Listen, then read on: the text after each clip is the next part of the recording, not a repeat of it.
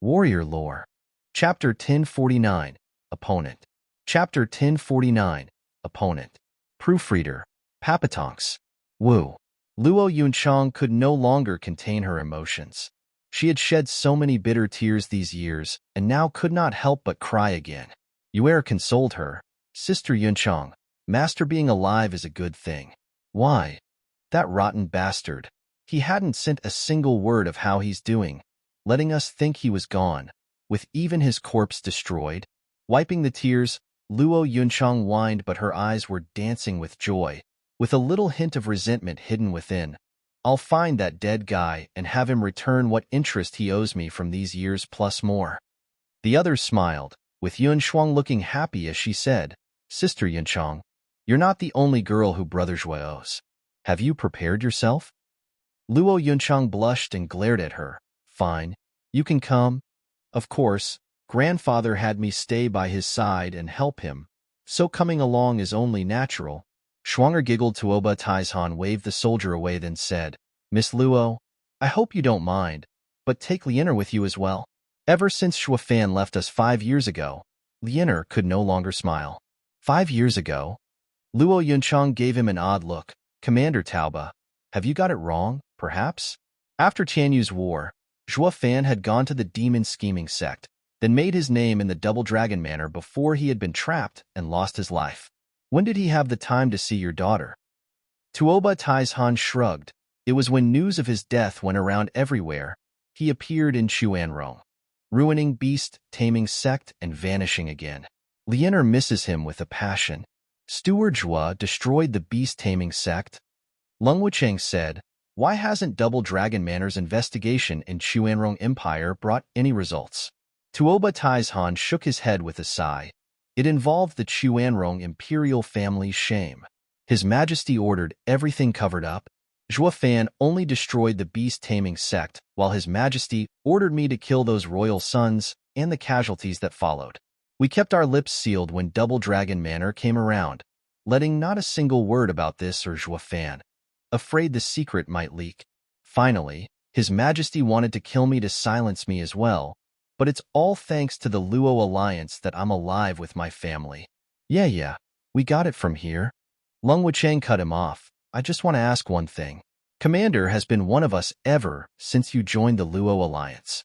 You knew of Steward Zhua's survival and saw the young miss in pain, so why didn't you say anything? Yeah, why didn't you? Luo Yunchang stared daggers at him. I've always been respectful to you, senior, yet you're so cruel. Why haven't you spoken of it to any of us?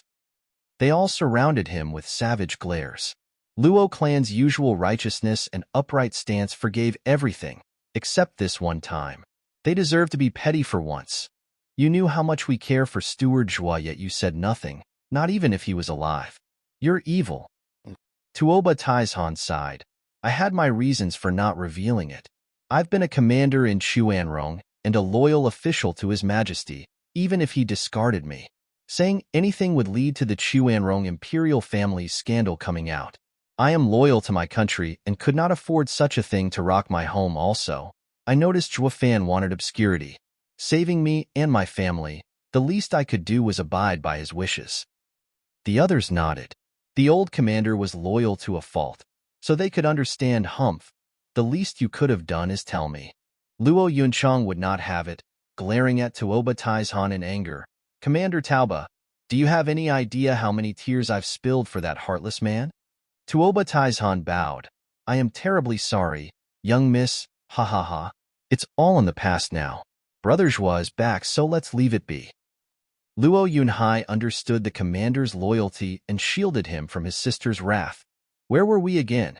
Oh, the order. It's really ingenious. Tuoba Taizhan spoke firmly. His eyes twinkling. Long Wucheng's face twitched. Commander Tauba, did we not just hear you call the leader an infantile moron? That was when I didn't know who gave it. Tuoba Taizhan raised an eyebrow. Anyone else would have rotten brains for giving such an order. But Zhuo is someone I once fought with, who loves to be mysterious. He has guile, he has awareness, striking out of nowhere with his baffling plans. Who can understand them? That's why I am sure this order is no different. Zhuge Changfeng waved him off with a smile. Commander, did you notice something to call it ingenious? It's because I can't find it ingenious. If any random guy can figure it out, wouldn't the enemy do the same? What'd be the point of it then? That's why I'm saying Zhuo Fan has some weird yet masterful plans, despite not being in the military. This is what makes them so dangerous. Tuoba Taizhan watched them in sympathy. Luo Alliance's sages, did any of you notice anything? The trio shook their heads. Steward's style has no guidelines. We wouldn't have suffered at his hand if we could read him back then. Huh. Then the order. Tuoba Taizhan turned to Luo Yunhai and grinned. Luo Yunhai's eyes flashed and shouted, "Notify all Western Lands forces, they are to make swift departure for Double Dragon Manor." "Yes, sir." The guards outside shouted and ran to their duties. At the border of the Central Area and Northern Lands, in the Central Area Army's commanding tent, Prime Minister Bailey Jingwei sat in the main chair with the dragon-cleaving Sword King at his side glancing at him. Bailey Jingwei smiled. "Dragon-cleaving Sword King. It must be what you wanted, leading the army to attack Northern Lands." "What do you mean?" Danqing Shan kept a smile on. Bailey Jingwei leaned over. "Sword King is from Western Lands and knows it the most, making an attack on it most suitable. But I know Sword King cares too much for Western Lands still and am afraid that you'd be overcome by emotion and would let your old friends go. Unlike Sword King Feiyun, jumping to attack Eastern Lands the moment he heard. He hates the Shangguan clan to the core and wants to end them at his own hand and return to glory. Ha ha ha. Ha ha ha. Prime Minister Bailey's consideration has us terrified." Danqing Shan smirked. "Prime Minister, we've been waiting for so long in Northern Lands, so we must be waiting for the right moment to attack, yes?" Bailey Jingwei nodded. "Correct. Patriarch has long since ventured deeper in Northern Lands. I am just waiting to coordinate with him and take it all in one strike. Ha ha." "Report." A shout came from outside the tent. "See, the time is night." Bailey Jingwei grinned with pride. "Enter." A soldier burst in and bowed with a jade slip in his hands, a message from within containing valuable information. "We're all friends here. Speak." Bailey Jingwei picked up a wine cup from the table without a care. "Is Seabright Sect's barrier broken?" "Ha ha ha. It'll make Patriarch's attack that much easier." The guard bowed. "Prime Minister, Seabright Sect's barrier is broken and the Heaven Sealing Sword was stolen. But from what the jade slip contains, it's not him who did it, but a third party. Someone is after Heaven Sealing Sword as well?" The cup shook in Bailey Jingwei's hand, then chuckled. "No matter. As long as the barrier is down, they can no longer hide. It matters not who did it. In any case, once Patriarch steps in, the Heaven Sealing Sword is as good as his. Ha ha ha." The man's brow shook. His jade slip isn't to inform, but to warn the Prime Minister to be cautious. The one who stole the sword is very sharp. 3 days ago was in jail, but he talked his way into earning the respect and worship of all leaders of the Alliance, making him the Grand Marshal of their forces. He said this person is highly likely to be the greatest opponent Prime Minister ever had. He hopes that the Prime Minister will exercise extreme caution. "My greatest opponent?" Bailey Jingwei mocked. "I've been going unchallenged among the lands for years, and hardly are there people that I pay attention to. Since when do I need a spy to tell me to be careful of anyone? Ha, absurd. Now who is he speaking of?" The man took a deep breath and spoke. He said he was Western Land's best disciple, Zhuo Fan. He had also fought with Sir in the Central Area, under the alias Gu Yifan. "What? Zhuo Fan Gu Yifan?" Bailey Jingwei's hand flashed and took out a jade slip. But then he showed a crazed smile. "I had men investigate Western Lands to look into Gu Yifan, only to find an otherworldly genius, Zhuo Fan. I knew they were one and the same. Ha ha. Good. He is indeed a good adversary. We meet again, only this time. We will see just who will have full grasp of the lands, old enemy." Chapter 1050, The Next Step. Chapter 1050, The Next Step. Proofreader, Papatonks. The aged hands trembled, but as the initial surprise faded, Danqing Shan curled up his lips. "The enemy commander is Gu Yifan?" "Yes, or better yet, Zhuo Fan." Ha ha ha. Leaning on his chair, Bailey Jingwei sighed. His eyes flashing in excitement. Danqing Shan sighed. It's hard to believe he's still alive and now becoming our enemy. By the looks of it, Prime Minister, you seem quite happy to find out the same guy you were so insistent on killing last time is now very much alive and in charge of the Alliance's military. Yeah, I wanted him gone then due to the danger he represented. But after seeing the war truly gone, I felt a sense of loss and regret. Such a good adversary was only met once, yet I couldn't even have a true and honest match with him. It was a true shame. Then I found out he survived, and while resentful, the prominent emotion was joy. Now look how soon we are back to fighting each other, and this time we'll have a real match. With the Sword Star Empire against the Four Lands, besides the experts, are around equal in military might. It comes down to us and our tactics, ha ha ha. Though it's clear by Prime Minister's deployment that you have the upper hand. To the point in only a couple steps you will be ready to strike. While he has many steps to compensate for to catch up to Sir's deployment, the war looks settled since it started. He'll have a hard time turning it around with so little time at his disposal. Danqing Shan smiled. Bailey Jingwei smiled. The world isn't fair. I may hold the advantage now, but we both have around the same assets, his almost equal to mine. It's all down to his skill to overcome the danger. Ha ha ha, Dragon-Cleaving Sword King, who do you think will win this time? Prime Minister, why even ask? Am I not leading the army against northern lands? Do I not want to win? Danqing Shan's brow shook. Bailey Jingwei gave him a long look then burst out laughing, his eyes shining. Dragon-Cleaving Sword King, I just want to hear your take on it. Last time, the guy had made a truly devious escape from right before our eyes. It's a loss I will never soon forget. I just had him on the ropes, hanging by a thread, so how could I have let him escape? Bailey Jingwei smiled at Danqing Shan, the latter feeling the cold within. Bailey Jingwei wasn't blaming anyone, but doubt sprouted as to Danqing Shan's role in Zhuo Fan's survival. Danqing Shan squinted, his mind processing, while Bailey Jingwei was staring back with a cryptic smile. Report. A sudden shout broke the awkward mood as a soldier rushed in and on his knee. He held 3 jade slips. Prime Minister, Sword King, the 3 lands battlefields have sent jade slips. The Eastern, Western, and Southern armies are all withdrawing. They await Prime Minister's orders. Bailey Jingwei never left his gaze off Danqing Shan as he chuckled. The 3 lands move as one. Then that guy has made his move. Dragon-Cleaving Sword King, what do you think of it? Abandoning their borders means they've thrown away their defensive positions.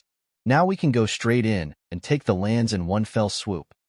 Pouring himself a drink, Danqing Shan spoke.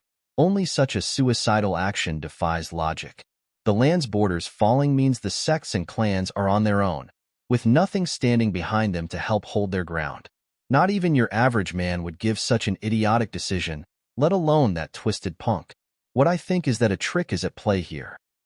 Bailey Jingwei smiled a nod.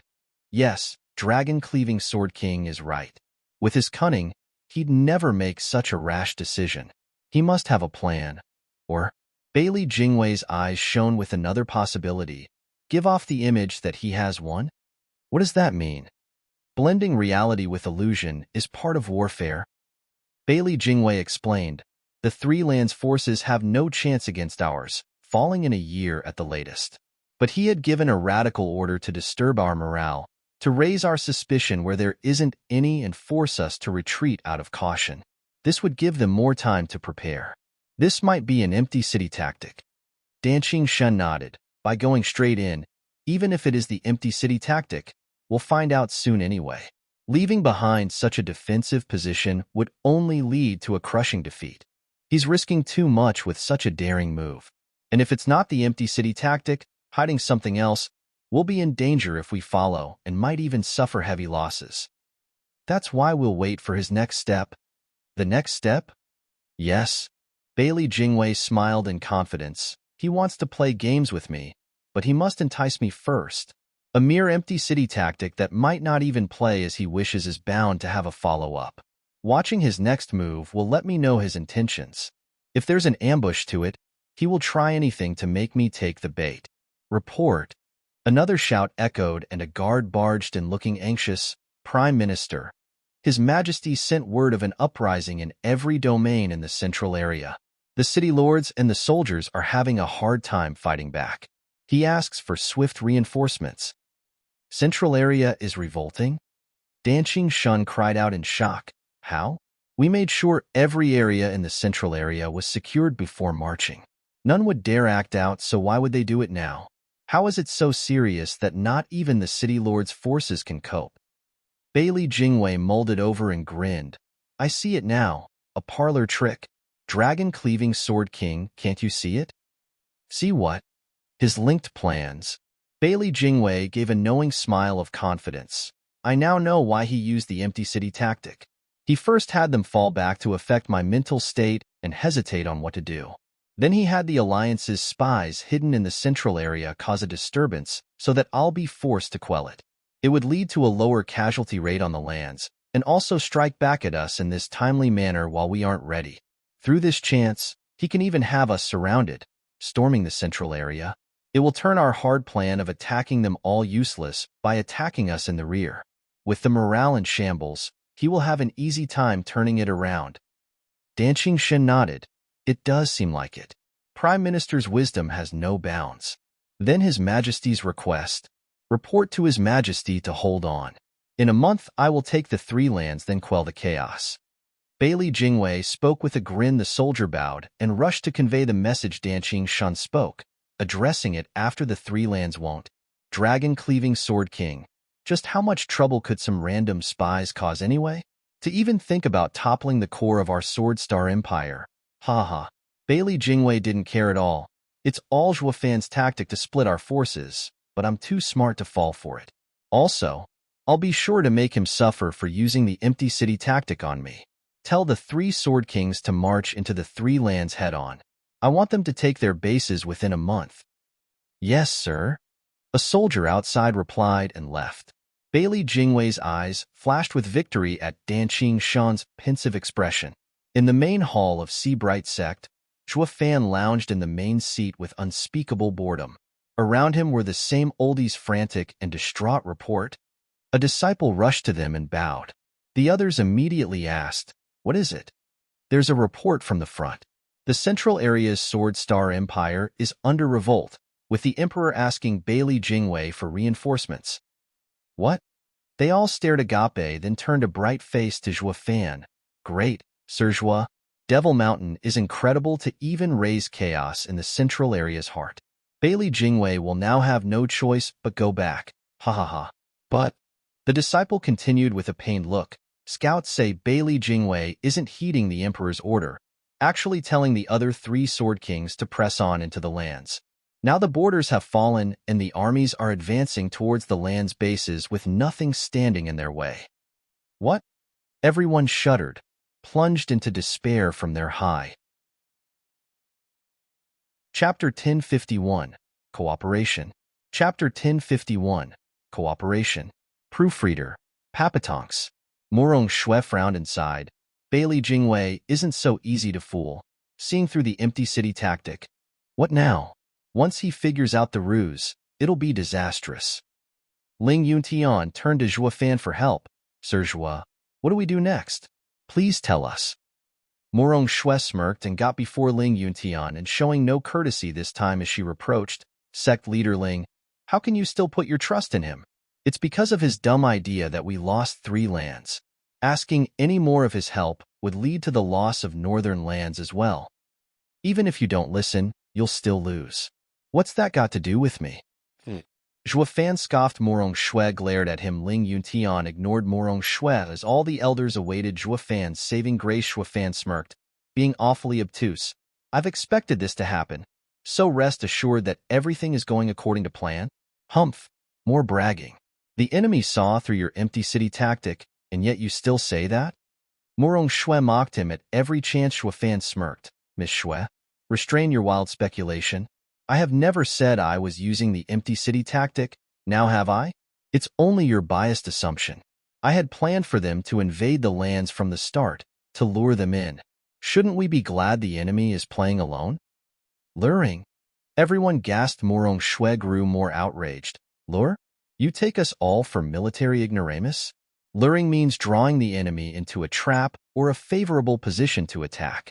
But from your order, the 3 lands armies have set no ambush, all going back to their bases.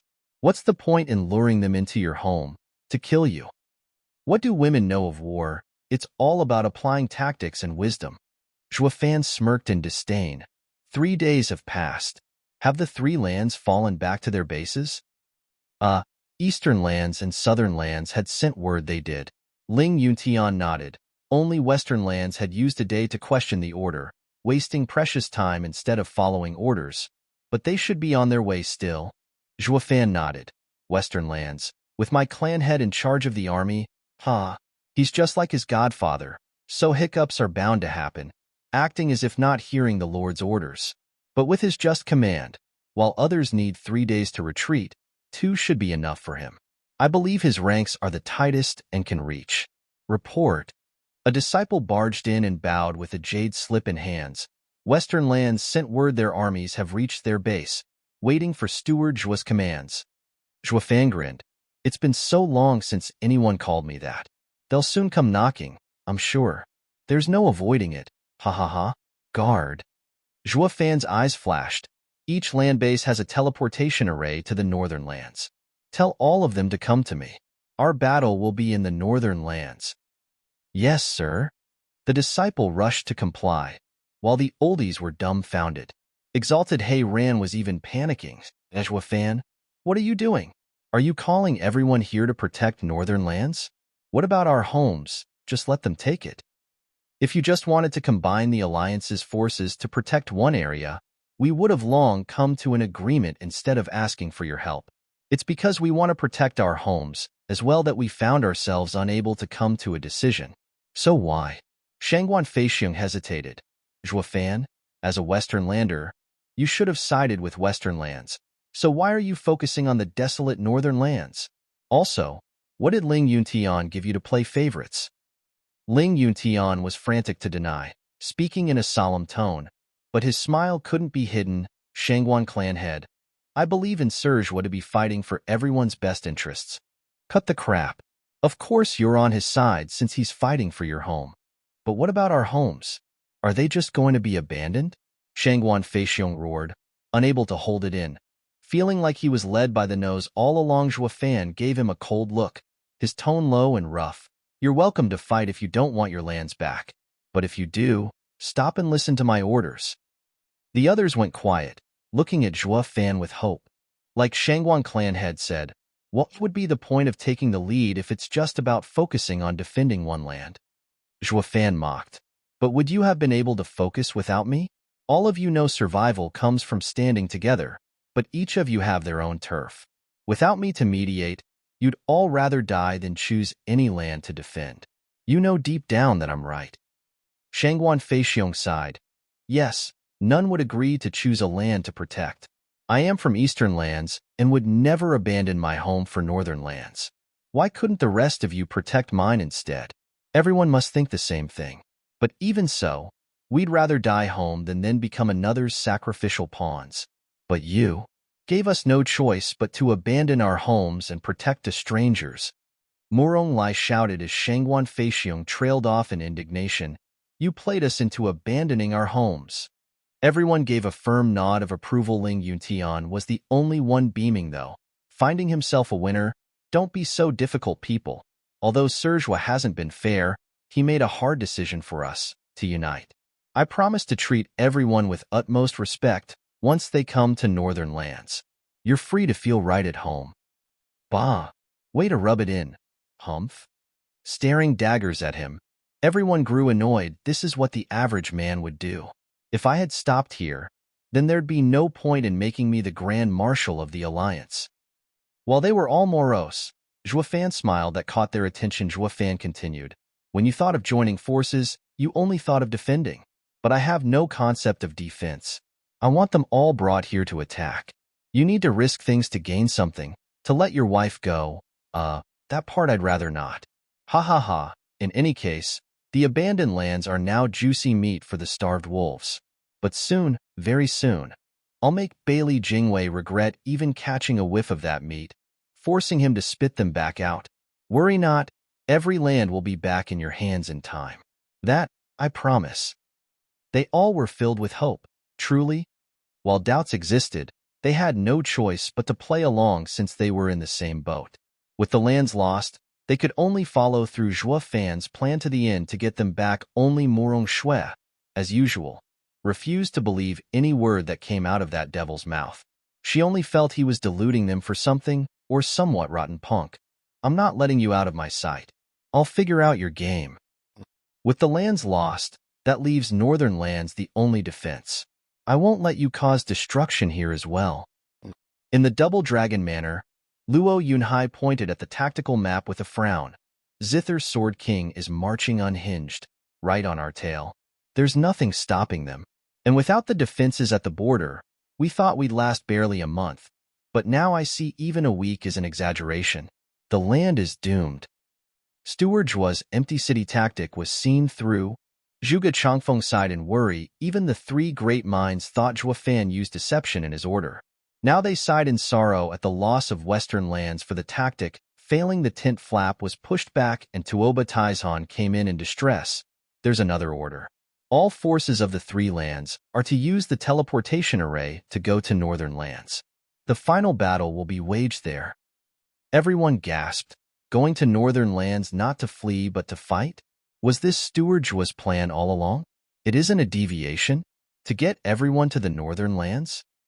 They all were perplexed at the order. What is Steward Zhuo even after? Tuoba Taizhan sighed. Zhuo Fan is unreadable. I just can't see through him. Chapter 1052. Checkmate. Chapter 1052. Checkmate. Proofreader. Papatonks. Sir Zhuo, Eastern Lands forces arrived and await your instruction. Southern Lands forces are here, awaiting instructions. Western Lands men have gathered at the Northern Lands border, awaiting instructions. Reports came into the main hall one after the other, with the others now waiting to see what he would do next. Taking a deep breath, Zhuo Fan held his teacup and sipped from it before putting it down with utter nonchalance. Then his eyes shone as he directed in a demanding tone. The first order was to have the three forces return to their bases in 3 days. The second order, to teleport to northern lands in 3 days as well. That makes it 6 days, right? Yes, to transfer so many people also took a lot of sacred stones. Shangguan Feixiong sighed. Zhuo Fan rolled his eyes. War is always costly, yet you mind such trifles? I'm not. I only want to know if it's worth it. I'll make you feel it is. Zhuo Fan rolled his sleeve and smirked. With the 2 orders completed, here is my final and most crucial command. The outcome of the 4 lands war against the central area will all rest on this. They all shuddered, tense and paying close attention. Everything hanging on a single order? What kind of divine trick will he use? Even the antagonistic Murong Shui had to sharpen her ears, very much curious to know my third order. Zhuo Fan watched them gulp in anticipation, and he emphasized every word. All forces are to surround Invincible Sword and strangle him. What? SSS. They all shook and gasped, looking at Zhuo Fan with dumb looks. It was beyond anything they expected from him. Using all the people of the 4 lands in exchange for the strongest, Bailey Yutian? This is insanity. Shangguan Feixiong was in disbelief. Zhuo Fan, aren't you mistaken? You want us to kill Bailey Yutian together? He's strong enough to mow us down by the hundreds of thousands. We'll be wiped out in minutes. For that reason, I needed all other lands to join in killing him. Zhuo Fan's eyes shone. He is very strong, but only a man with Yuan Qi. With so many of us, by coming at him one at a time, each casualty we suffer will surely drain him that much more until his head will roll. The instant it does, the battle is ours. Everyone's faces twitched. Zhuo Fan's plan horrifying them to the core, using millions of lives to wear down Invincible Sword, was not something that ever crossed their minds.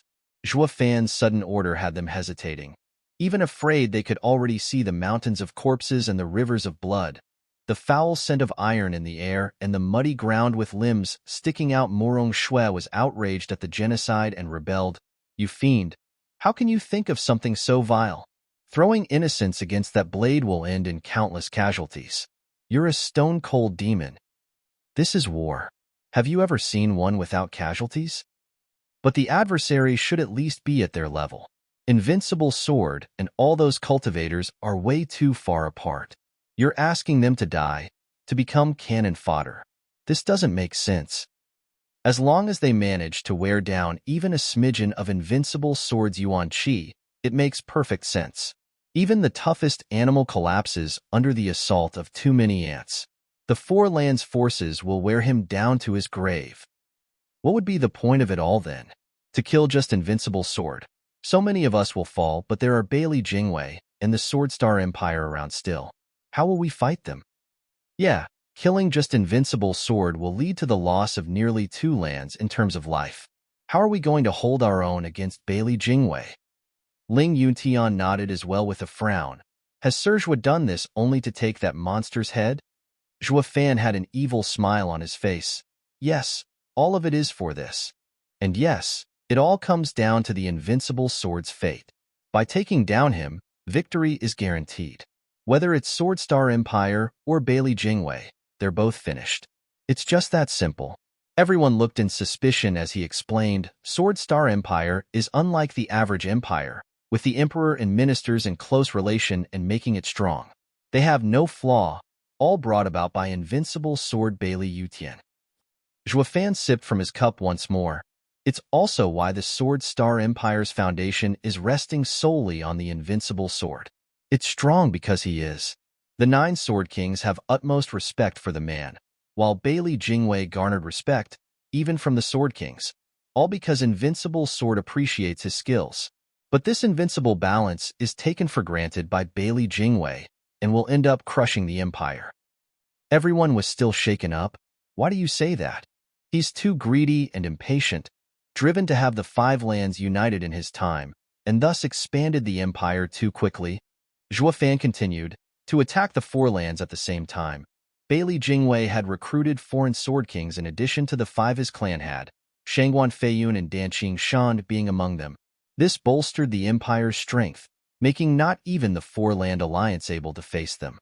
But he's too hasty to get the 4 lands, emptying the empire of everything and putting it into the invasions. The empire now lays void of any military and ripe for revolution. That's why he had the Serene Shores trading killed.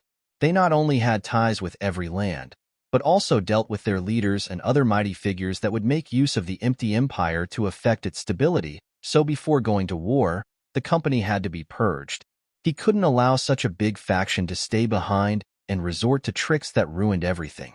Thus, Miss Morong, what you've been droning on about, that I killed so many Central Area's innocents, is in fact unrelated to me.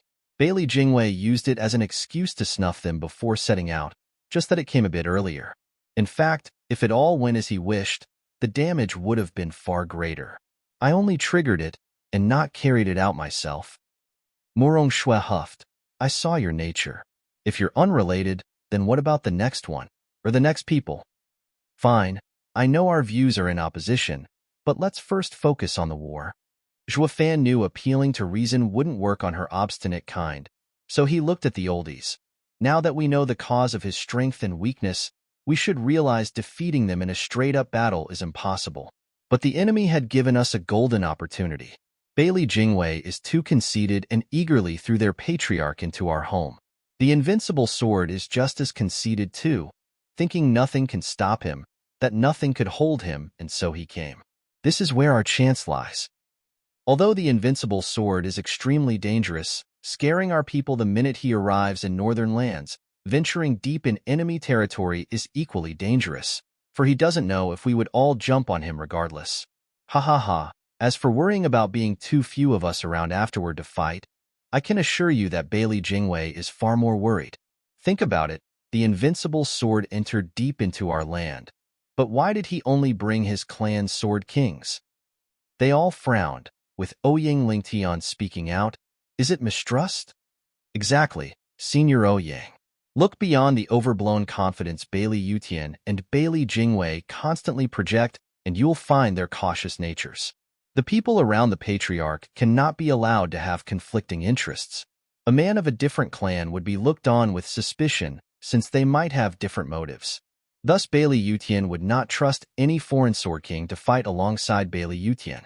He fears betrayal, striking at Bailey Yutian when he fights the 4 lands. Zhua Fan's eyes shone. Like all was laid out before him, Bailey Yutian thus only has Bailey Sword Kings around him, while the attacks of our lands are all foreign Sword Kings, thus making it very easy what Bailey Jingwei truly cares about. He isn't afraid of Sword Kings revolting, nor the Empire's dire straits, but Patriarch's death. Yet even so, he had Bailey Yutian take the lead. A truly conceited and cautious man. Such is the current situation. Those Central Area's armies attacking us don't matter. It won't affect the Sword Star Empire. But what about the death of the invincible sword? With this deterrence gone, the 9 Sword Kings will grow cocky and not listen to Bailey Jingwei. Especially the 4 foreign ones, finding themselves free to do whatever. There won't even be a need for us to attack the Central Area. It will destroy itself for us.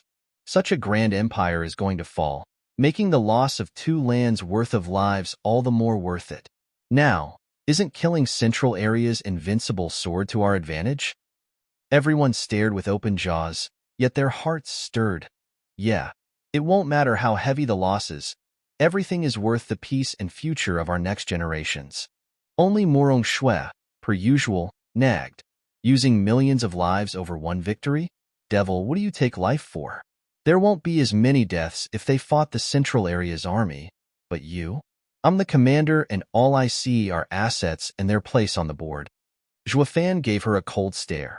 I only know that this will checkmate Bailey Jingwei. Chapter 1053, Drive. Chapter 1053, Drive. Proofreader, Papatonks. Orders. On the border between northern lands and the central area, the forces of the other 3 lands had transferred, with each taking a region and awaiting orders. Western lands experts under Luo Alliance's leadership were the same, anxiously awaiting at the border for the next radical order. The northern wind carried with it a sudden shout. The soldiers landed from up above before each faction, speaking at the top of their lungs. Whoosh. Luo Yunhai and many other generals from western lands were growing impatient in the commanding tent. Another orders here. I wonder what's Brothers' plan in the face of such a desperate crisis? We already lost 3 lands, and there's no place to retreat now. With all having been going according to Steward's plan, then the Third Order must be fighting back. Zhuge Changfeng rubbed his beard, his face solemn, his eyes shining with hope. The question is, how outrageous and weird is it this time? Ha ha ha, I'm eager to see Steward Zhua in action one more time. The others nodded, their brow quivering with excitement. Whoosh. One soldier landed in the Luo clan's camp, bowing. Grand Marshal of the Alliance, Sir Zhua, orders half of Luo alliances strong to defend northern lands borders. The man presented a jade slip, one that could only come from Seabright sect. That's it? Luo Yunhai was puzzled. Brother Zhua had us come here to protect northern lands? If it's just that, the previous preparations mean nothing. We had been better off waiting for death, and happy with it behind our strong defenses. This is unlike Steward Zhua's style. Lung Wuchang held his chin in doubt. The soldier cupped his hands with a smile. Luo clan head, this order has only been given to you, while the other forces have different tasks. The rest have other orders? What is it? They all cried out, turning heavy. The soldier scanned their faces and spoke. Grand Marshal ordered for southern lands and eastern lands, along with western lands remaining half troops to march towards Seabright sect. You are to kill invincible sword Bailey Yutian at all costs. What? SSS. The jaws of Luo leaders hit the ground the same way it did to the oldies back in the sect. The order had been relayed at the other camps just then, and shouts of shock came without stop. The Grand Marshal's third order was pure insanity. He wanted to focus all their efforts into taking down the strongest monster of the 5 lands, invincible sword Zhuge Changfeng. Lung Wuchang and Yu Ming stood dumbstruck, then laughed in realization. I get it now. Steward Zhua is a genius. Ha ha ha. Only they laughed, while the rest were still looking like statues, giving them odd looks. What's going on? Why? They looked at them so wild with joy, letting their laughter free, but also sensing sorrow as tears glistened in their eyes. Steward Zhuge Luo Yunhai began in worry. Zhuge Changfeng shook his hand, and the trio gradually calmed down, turning bleak. Even so many years have gone, yet Steward Zhua is still the same. We just can't surpass him. Yeah. What's with you 3? Luo Yunhai was bemused. Zhuge Changfeng bowed to him and sighed. Clan head, You know of us having lost to Steward back in the day. We've been working these years and assisting clan head also to compete with him. What he did back then, we could do it too, but now, we have lost in such a way we finally accept the truth. We will never measure up to Steward was one aspect for as long as we live. What? Drive. The trio spoke in unison. Zhuge Changfeng continued with a heavy heart. Clan head, what do you think about a beggar being harassed on the street? Luo Yunhai gave him a confused look, but seeing their cryptic smiles, he said, a beggar is being harassed due to his status. If he rises above his station, he will be free of any harassment. Haha, yes, riches can lessen your attackers, Zhuge Changfeng continued. Then, clan head, what if a merchant was held down by a politician?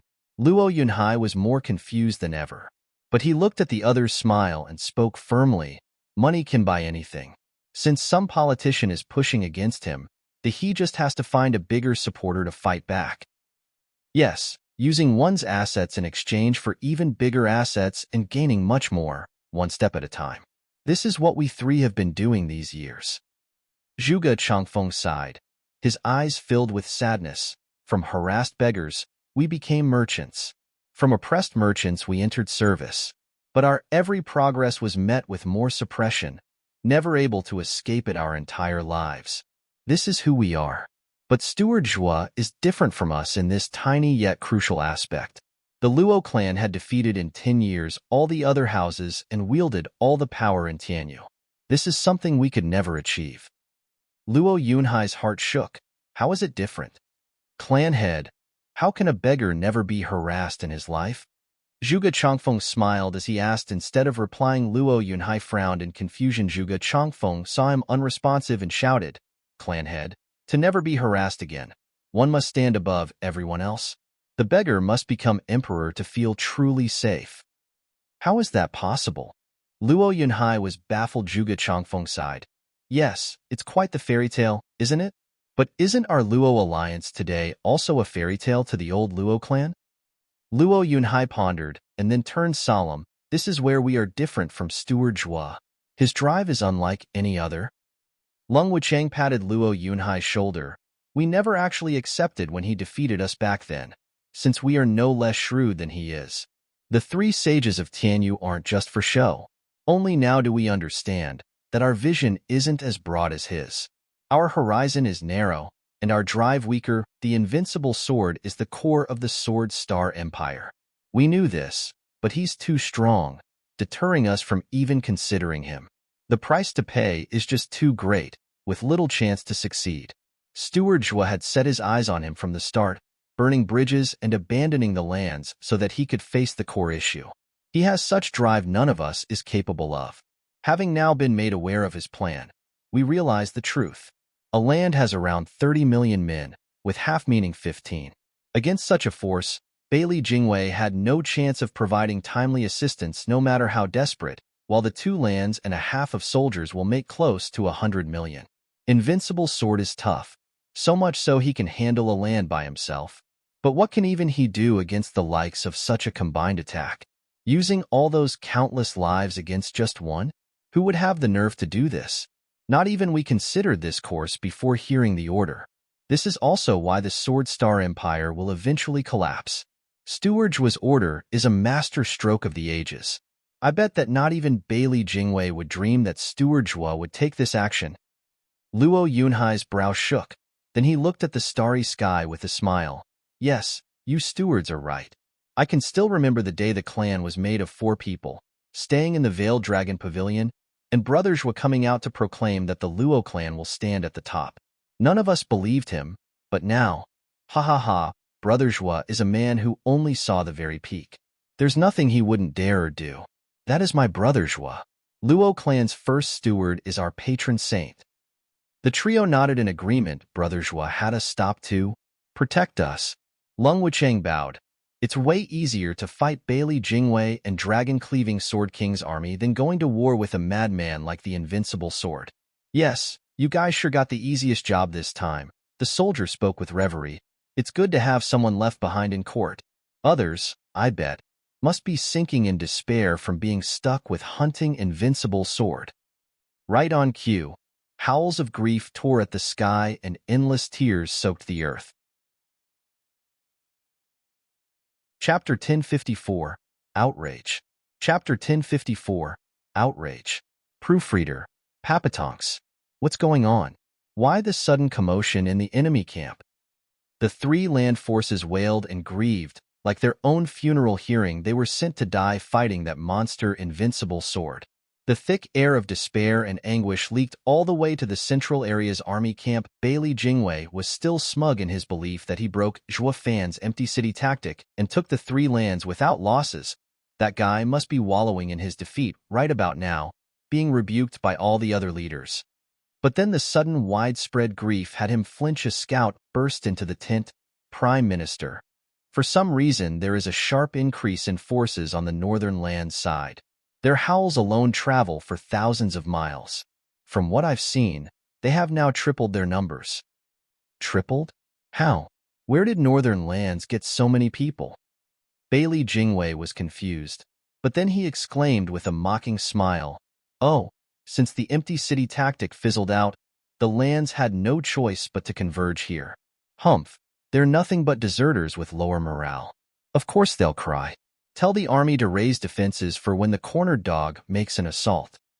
"Yes, sir." The man left. Bailey Jingwei looked mighty pleased, humming a tune. He even started dancing. Whoosh. Dan Shen entered the tent and paused, taken aback. "Prime Minister, what got you so excited about?" "Ha ha ha, dragon-cleaving Sword King. You're just in time to hear the good news. The war against the Four Lands will be done in 3 months. I'll be sure to put on a good word to the Patriarch when merit is given back in court. Dragon-cleaving Sword King has always wanted to rule over your paradise. After the unification, that area will be set aside for you to oversee." "Oh, I am most thankful, Prime Minister." "Ha ha." Dan Shan nodded, but his heart sank. He made sure to hide his worries, though, behind his smile, "Prime Minister, weren't you saying it's going to take a year? Why so soon all of a sudden?" Bailey Jingwei leaned back with immense pride. "We have to thank my old opponent for that. Zhuo Fan's empty city tactic, ha ha. His tactic got exposed and ended up delivering the three lands to us. Now northern lands borders have increased activity, mostly from the other lands forces teleporting in. In other words, the other lands are ripe for the taking. We will crush their teleportation arrays in a week, and the lands are as good as ours. Then, in half a month, the three armies will be called here and defeat northern lands together. That will give him no room to escape. But with four lands united, the northern lands border will be even stronger. It won't be easy taking it down." Dan Shan sat at the table and sipped from his teacup, not looking pleased at all. Knowing his thoughts, Bailey Jingwei smirked. "Dragon-cleaving Sword King, have you forgotten how Patriarch's team is out there and are waiting for the right time to strike? With both of us working together, northern lands will be weakened and wide open for attack. Now must be the 9th day. Patriarch will act on the 10th, with attacks coming from within and outside. We'll just see how long they'll last." Humph. Dan Shan's brow shook at Bailey Jingwei's celebrating tone. He lowered his head and just sipped tea. In his own thoughts, Bailey Jingwei glanced over with a scoff. The worst sinner in the lands, hated by millions, Zhuo Fan, Gu Yifan. I will be sure to raise his monument in every land to be remembered by. Though I've yet to settle on the right name. Report. The sudden shout broke his bliss as the soldier rushed to bow and stammer. A jade slip arrived from the enemy's side. "Please take a look, Prime Minister." Bailey Jingwei gave it a look and chuckled.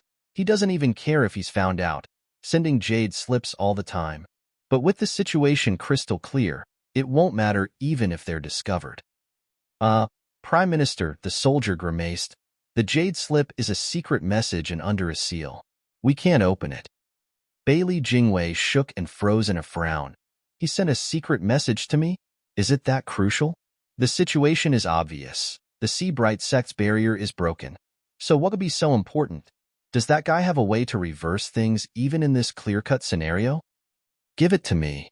Bailey Jingwei gestured for the guard, and he presented it. Dan Shan's side. "Is it the spy in northern lands again?" "Yes. Patriarch would have a hard time breaking the Sea-Bright sect, so I took precautions. While he hasn't gotten the heaven-sealing sword, He proved his use by sending intel on Gu Yifan being the Grand Marshal of the Four Lands. Bailey Jingwei knew Dan Shen would have figured it out in the end, so he didn't deny it. He made a sign and the jade slip was unsealed for him to read. He was better off not knowing anything, for the information shocked him to the core. His hand relaxed and the jade slip broke as it hit the floor. Dan Shen paused. Seeing the great Prime Minister Bailey lose his cool, "Prime Minister, are you all right?" "Zhuo Fan, you're brutal." Bailey Jingwei took a good while to come to, but now his face was twisted, his nails digging into his palms till he bled. Bailey Jingwei looked savage. I knew he shouldn't be left alive. He's terrifying in the command of the Four Lands. He actually found out my greatest worry and still dares to use it. Ruthless, cruel, shrewd. Bailey Jingwei couldn't even finish from sheer outrage. He then barked, "Guard." Thump.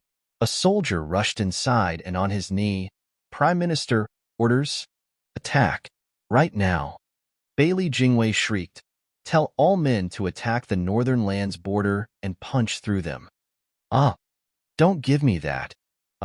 Prime Minister, but didn't you just order us to raise defenses? The men are doing it as we speak." "Pa." Bailey Jingwei slapped him hard and cussed. "When the hell did I give you such an order? I want you to charge now. Send every last man to the Northern Lands border and get me an opening." Yes. The soldier shook in fear, then left in haste. Bailey Jingwei paced around the tent in great distress, like he was a different person from before. He has lost his calm and shook all over like a scared mouse. Today's the 9th day, and that means Patriarch will attack tomorrow. His appearance will paint 100 million targets on him. If something happens to the Patriarch Zhuo Fan, you son of a she-dog, damn you to hell. Tell the other 3 armies to get to Northern Lands right now. Bailey Jingwei roared at the first soldier. The man bobbed his head and went right to it. Away from the Prime Minister's wrath, Bailey Jingwei was still uneasy, unable to sit on his chair as he was sweating bullets. The armies have invaded the lands for 3 days, and they'll need that much time to return to the borders. Then they'll need 3 more days to use the teleportation arrays. 6 damn days. Will Patriarch be able to last the endless flood of men chipping at him for so long? Zhuo Fan, goddamn you for making me do this. Bailey Jingwei roared like a madman. Dan Shen was startled. Then he smirked. "Prime Minister, did something happen?" Nothing." Bailey Jingwei shook, then gave him a look. He gnashed his teeth as he tried swallowing the fury. The foreign sword kings must never know Zhuo Fan is after the Patriarch, or they'll only make things worse. Zhuo Fan is a true mastermind with his devious plans. He now has me trapped without a single hope to fight back. At least I left a spy there to inform me, or else? Bailey Jingwei squinted, feeling a chill crawl up his spine. He's an abomination. Chapter 1055, Besieged. Chapter 1055, Besieged. Proofreader, Papatonks. Report. Bailey Jingwei flinched at this ominous word, and his heart almost stopped. A soldier rushed inside to present a jade slip. What now? Bailey Jingwei's face twitched and felt like crying.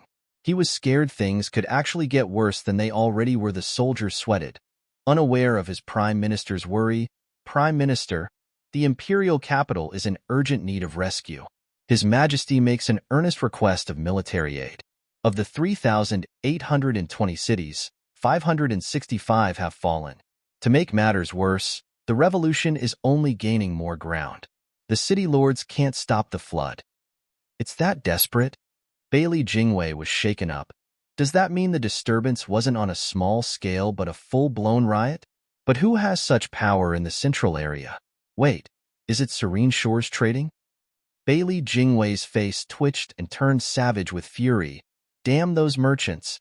After purging their base, the sudden vanishing of all their branches led me to believe they scattered like flies when they were waiting for me to show my back. Humph, soldier, tell Winesword Immortal to lead his men back to quell the riots. Prime Minister, Winesword Immortal is deep in Northern Lands and requires 3 days at the least to return. Also, Dan Shen picked up on the clues and said, "You just ordered them to teleport to Northern Lands, but the imperial capital doesn't have a moment to spare. Let's split our forces and settle the fires. Guard, stop the charge." We're going back to save the Empire. Danqing Shun had yet to finish before Bailey Jingwei cut him off. Wait, we can't leave, just charge. You must charge.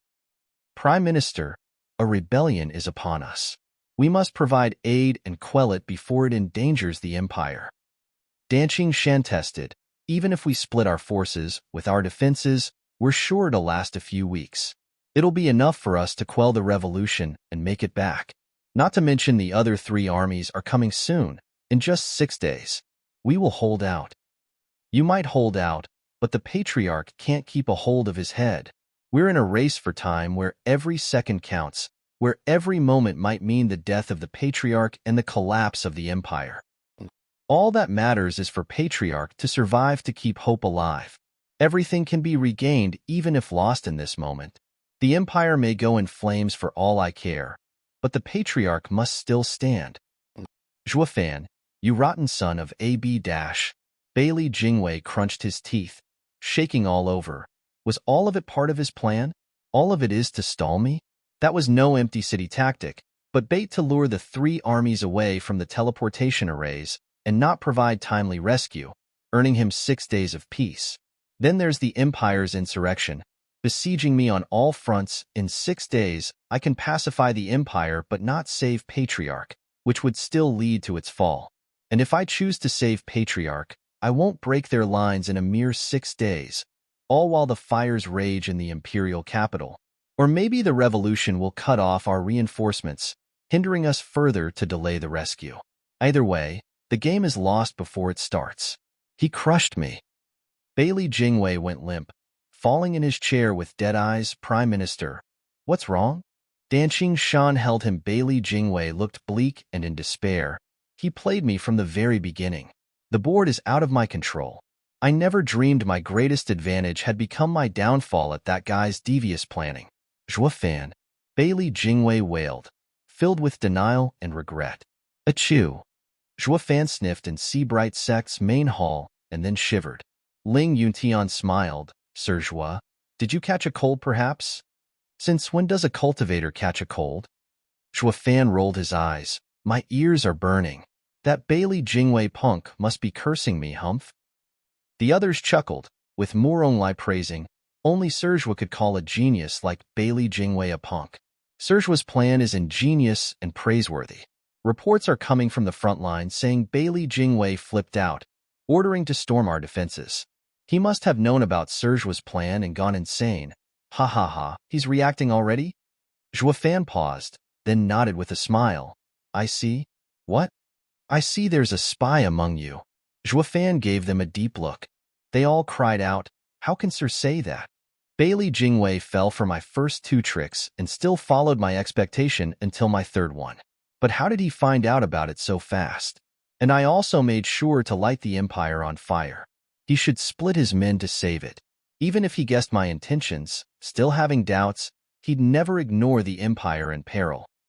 Zhuofan's eyes flashed as he looked over the oldies. The answer couldn't be simpler. He didn't guess my plan but was certain of it. How? Only if someone told him. That's why he flipped out and started a mad charge. The men gasped. We have a traitor? Who?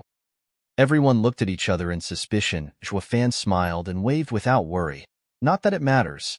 Covert operations are about mind games, about laying traps and running the minute it's exposed. Unlike an overt plan, it won't affect the plan if others realize it. I had his 3 armies stalled in the 3 lands, losing precious time to come back. He is also stuck even with charging the northern lands, not having the manpower to break through the lines anytime soon. It is this time that will earn us victory. Sir Zhua, did you foresee a traitor among us? Ling Yuntian asked. Zhuofan nodded. Seabright Sect's barrier is strong, something I'm sure Bailey Jingwei knew beforehand since he planned to attack it at some point.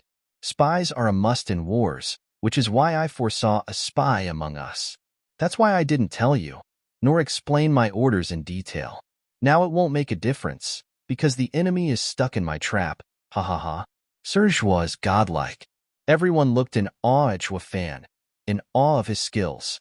Only Morong Shui looked askance with a cold face. Though she might abhor Zhuofan, she had to give the man credit for his methods. He is the vilest devil, a demon archon with unlimited appetite for destruction and blood. Once the war is over, he must be removed for good. What man would throw away 100 million lives for victory? Zhuofan noticed it was getting dark and grinned. Friends, the time limit to deal with Invincible Sword is 6 days. Any later, and Bailey Jingwei would have all the army assembled, and anything can happen. We have to kill Invincible Sword within this period. The men grew solemn and nodded. Shangguan Feixiong smiled, holding out his dear sword. Zhuofan, you haven't unsealed it last time since you were in jail and used it as leverage. Now you are our Grand Marshal, one of us. I still want to fight Invincible Sword and can't do it without Soaring Sword. Of course. Zhuofan's right eye flashed in 2 golden halos at the Scarlet Sword. Divine Eye of the Void's second stage. Void Annihilation. Bam! The sword shuddered, then shone a bright red as it flew around. Having regained its freedom, the people stared agape. That's it? The Soaring Sword is unsealed just like that? Doesn't that make us all fools for toiling over it for a year? They all looked at Zhuofan with shock and awe. Zhuofan is a miracle worker, and not just a mastermind. Shangguan Feixiong beamed as he looked at the divine sword. He made a sign and the sword fell in his grip. Thank you so much for this immense help. It's fine, ha ha ha. Zhuofan had no shame in his casual attitude. But then Shangguan Feixiong turned heavy. The hell would I do thanking you? That was your duty to begin with. This was part of our first deal. Zhuofan grinned. Ling Yuntian smiled, stepping between the two and saying, Shangguan clan head, you're wrong there. He only said about giving you the sword, and not in what condition. Now Serjua unsealed it, so how can you say that? Yeah, you.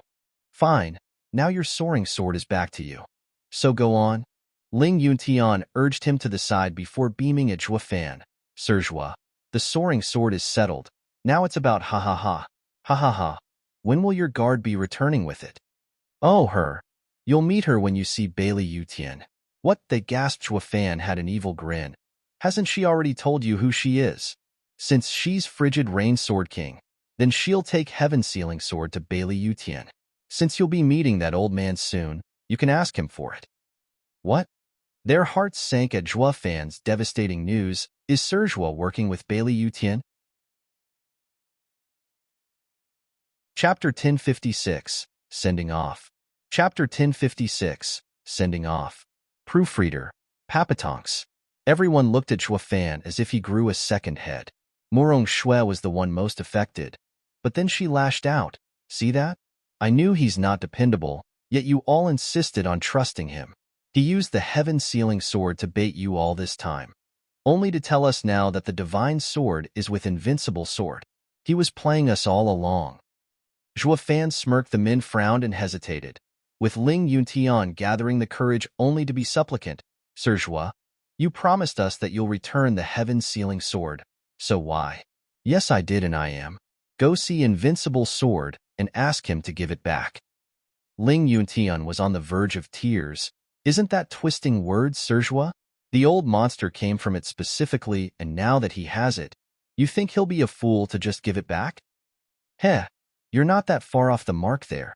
Zhuofan cocked an eyebrow, complimenting his evil smile. The others were bemused. Zhuofan gestured for Ling Yuntian to come on over to lend his ear. Didn't you just say he came for Heaven Sealing Sword? When you see him, tell him that it was not him who took it. Zhuofan acted like he shared his deepest secrets, showing a confident smile. Ling Yuntian frowned in doubt. That's it? You don't believe me?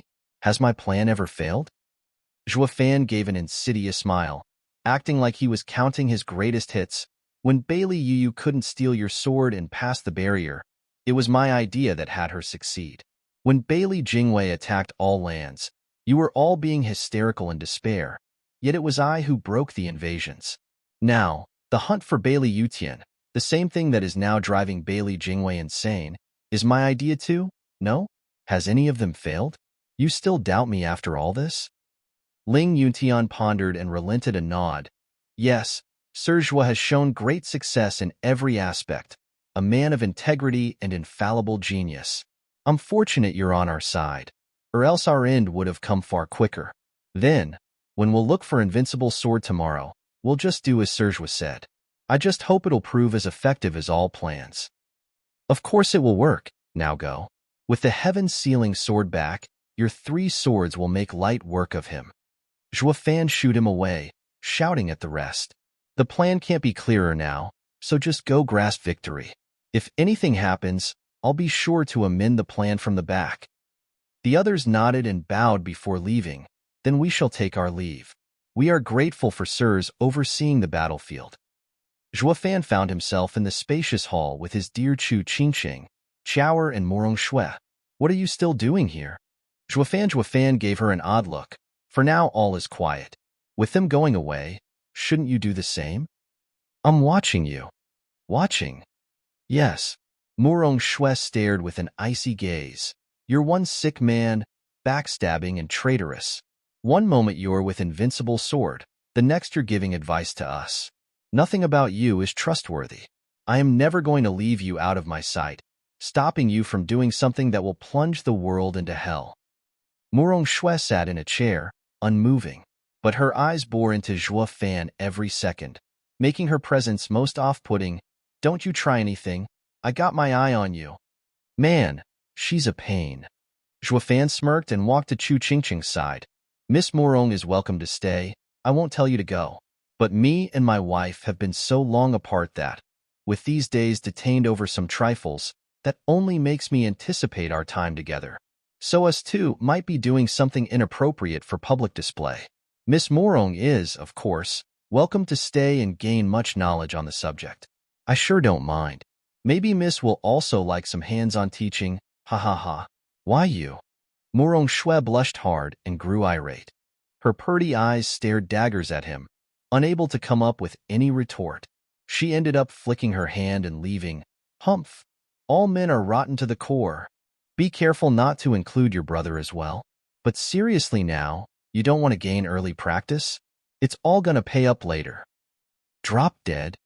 Zhuo Fan knew no shame, his voice traveling outside the hall and making her yell even harder. Zhuo Fan chuckled, then he turned to the dull-eyed Chu Qingqing with grief. Chower, call Wu Qingqiu, Shui Ruahua, and the others. Don't let anyone know. Yes, father. Chower replied seriously and left. Just a stone's throw away from the main hall, Morong Shui still hadn't given up on watching him. She then noticed Chower leaving and her heart sank, actually believing Zhuo Fan's words. Pervert. Your wife is like that and you want humph? Shameless bastard. Morong Shui huffed and left as well inside the main hall. Zhuo Fan and Chu Qingqing were now alone looking at her gentle face and her white hair. Heartbroken like he was with Ninger, Zhuo Fan's eyes grew hazy, taking out a comb and started running it through her long silky locks. Qingqing, we may be married, but I've never been completely honest with you. Zhuo Fan teared up. I am not from here. In fact, I shouldn't even be before you. I am a demonic emperor, bearing heavy sins, bringing chaos and destruction wherever I go. Maybe the heavens wished for this. Ninger suffered and now you. I knew pain would be coming and wanted to distance myself from you. But why did you still have to take the same path I treaded? Haha, no. You have far deeper feelings for me than I had for Ninger back then. I at least did not lose my mind. I just can't fathom what these bloody executioner hands did to deserve your love. The comb trembled in his hand, his voice heavy. I have lived 2 lives, yet never had anyone wishing to stay with me with all their heart. First was Ninger, but she no longer remembers me. I felt my heart torn in 2, but I was glad for her that she would no longer suffer any longer. The second is you. You forgot me as well, but I feel such a deep pain in my heart. Qingqing, I do wish for you to forget me, but I hope you'd always recall me as well. Qingqing, tomorrow I'm going to the North Sea and might die.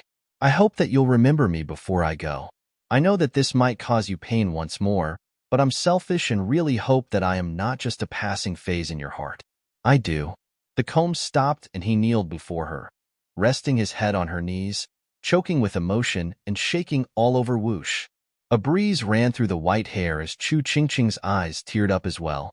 Her fair hands trembled and lowered her head, looking at the shaking figure she hadn't seen for 5 years. With a gentle gaze, one hand reached and touched Zhuo Fan's head. Brother Zhuo. Chu Qingqing shuddered at the sudden interruption and her hand returned to its position. The light in her eyes fading once more, Zhuo Fan got up and strained himself to appear casual as Wu Qingqiu. Yilin, Shui Ruohua and everyone arrived in the main hall. Behind them was Chaoer Wu Qingqiu cupped his hands. Brother Zhua is now the Grand Marshal of our lands. We wanted to see you for days but couldn't. What could have had the Grand Marshal summon us? Ha ha, Brother Wu. What's this about Grand Marshal? We're all friends here. I only have a small request. Brother Wu, don't forget you lost our bed in the dungeon. You owe me a favor. Ha ha, so that's what it is.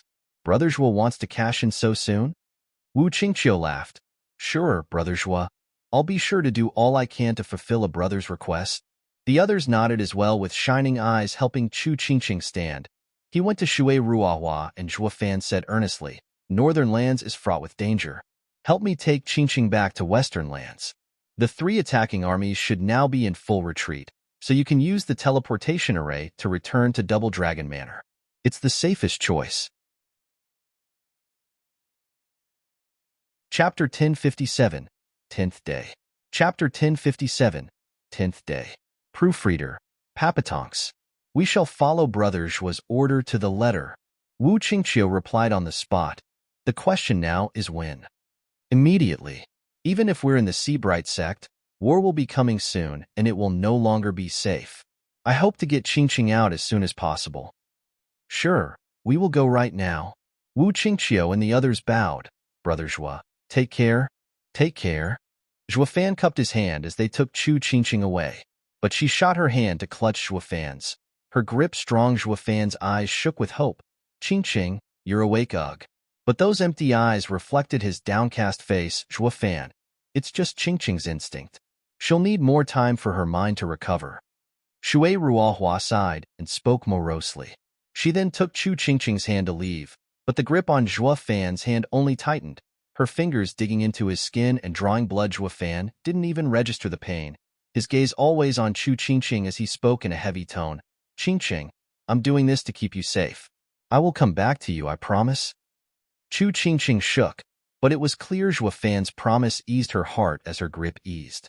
Shui Ruohua quickly took her hand back. The others finally relaxed and bowed to Zhua Fan once more before leaving with Chu Qingqing. Yi Lin had vowed again and again that he would definitely make sure sister-in-law would be safe and sound. Zhua Fan smiled, feeling relieved to leave her in their care, having complete trust in them for already looking after Chu Qingqing for the past 5 years. Zhua Fan gazed at the sky and noticed dawn was just around the corner. Zhua Fan said, Everything's ready? Shower. Let's go as well. Where? North Sea. Zhua Fan's gaze was set. Shower asked, Father, aren't you leading the Four-Land Alliance? What are they going to do in case of an incident? Let those clowns deal with it. Zhua Fan's eyes shone and smirked. When 2 fight, the third party wins in this stalemate. Central Area and the Four-Lands are of similar strength. They would kill until they dye the skies red and cover the earth in corpses, with neither side coming on top. When we return from the North Sea, we will find the world has changed overnight. Our power will also expand in these circumstances, patching up our way to the top once more. Ha ha ha. Zhua Fan flew towards the North Sea shore, with Chaoer smiling behind him in the glorious light of a new day's dawn. The father and daughter began their journey. What of the Seabright sect's barrier, one might ask? Nothing of it, since Zhua Fan's apocalyptic thunderflame could poke a hole in it, especially since the heaven-sealing sword was conveniently removed, making the barriers so much weaker. It was simply a joke for a man of his caliber while they were out hiking. The same joke, it would seem, applied to one other person, far better than to Zhua Fan Rumble. Thunder cracked the sky as purple lightning exploded in 1,000 branches. The barrier of Seabright sect cracked like eggshells, bringing fresh sea air into the sect. Or maybe doomed. The purple lightning formed. Thousands of swords waved up above, looming dangerously over the sect. Even Genesis stage experts felt numb under this sea of purple. Their breaths faltered and their immense yuan qi slowed down to a trickle. Mere pressure was enough to bring the sect to its knees. Such was the power of the purple curtain. The leaders of the Four Lands came out to see what was all the ruckus, to gasp in fear and despair. Invincible sword is here. Invincible sword now? Morong Shui glanced at the purple attack hanging above him and gasped. Is this the effect of Invincible Sword's attacks? It's so much more terrifying than my brother's. How is he still human? Morong Lai gripped the golden burning long sword, but his brow was soaked. Invincible sword is no human, or he wouldn't be anything great, humph. The others gave a weak nod, with some even faltering back. Such was the might of invincible sword, dreading his coming before even meeting him. Not even the highest power in other lands could fight the fear boom. Explosions rang everywhere, followed by savage winds and wails of demise throughout the sea-bright sect. Blood sprayed so high it reached the heavens, mixing with the purple lightning and turning the world of mortals into a hellscape. It sapped any bit of courage one might have. The winds then made sure to bring the stench of blood to every corner of the sect. Completing the carnage, sect leader, Invincible Sword has come with 5 sword kings and 10 disciples. He broke the barrier and is slaughtering us. Whoosh! A bloody elder arrived in a panic, howling with grief. We've already lost tens of thousands of experts. Please save us, sect leader. Ling Yuntian was distressed as well, turning to the others, Ling Tian, Murong clan head, exalted double dragons, and everyone else. We set ourselves on killing the old monster with numbers, and now he came to us himself. We'll do as Sergua planned. We'll go meet him and stall for 2.5 lands worth of men to come from the front lines so we can finish this. Yes. The other cupped their hands, though hesitation dominated. Still talking was one thing, while putting it into action was another. Ling Yuntian didn't look too confident in this joint slaughter, turning to Murong Shui. Miss Murong, sect leader Ling, I'll do everything in my power, whatever it may be. Then go look for Sergua and ask him what to do now that the invincible sword is here. Go ask him? Murong Shui's face fell. Murong Lai glared at her and snapped, Shuer, there's no time to argue. We need Sergua's cunning tactics. We'd go ourselves, but we need to go join the fight. Stop being a child and do this for the sake of everyone else. Murong Shui huffed and grumbled, but she knew her priorities and flew for the main hall. As for the leaders, they shot in frantic haste at the devastation with a grave expression. Whoosh! Murong Lai, Ouyang Lingtian and the rest soon met with 16 people walking without a care. In front were the 5 sword kings, looking icy as they dolled out death, uncaring and unfeeling, be it a building, barrier, or some venerable coming to stop them. They all replied the same way, flicking their hand and sending thunderous explosions that tore everything to pieces, all while their casual trek through the enemy base went undisturbed. Like they were a bulldozer. Behind them was a tall, elderly, imposing and confident, looking down on the world with none wanting to get near him. He acted like he was on top of the world. The only option was join him or perish. Even the mighty sword kings were giving him ample respect and did his bidding. It was none other than the best of the best. The invincible sword behind him. Further were 10 juniors, who came out on a sightseeing trip to see the world, keeping their heads low behind the old man and doing nothing else, not like they needed to, since the path was being cleared with terrifying efficiency. Chapter 1058. 1 Sword vs. 3. Chapter 1058. 1 Sword vs. 3. Proofreader. Papatonks. Gulp. Murong Lai swallowed hard as he and the rest felt their spine tingle. Everyone. There's only 16 of them, with 10 being kids. But why then do I feel like the whole central area is bearing down on me, like an endless army coming for my life? Isn't the invincible sword a one-man army? We wanted to keep this moment for later, but he came knocking on our door. No matter how feeble we feel, we have to do this regardless. Ling Yuntian glanced at Ouyang Lingtian, straining to speak. Go, Lingtian, do as Sergua said and get the heaven-sealing sword back. Why don't you go die instead? Ouyang Lingtian's mouth twitched, his heart sinking, but still shot for the invincible sword. Murong Lai, like a good friend, held the decimating sword as he followed. Brother Ouyang, I'll join you. The others followed in silence. Whoosh! The highest powers of the 4 lands gathered before the invincible sword.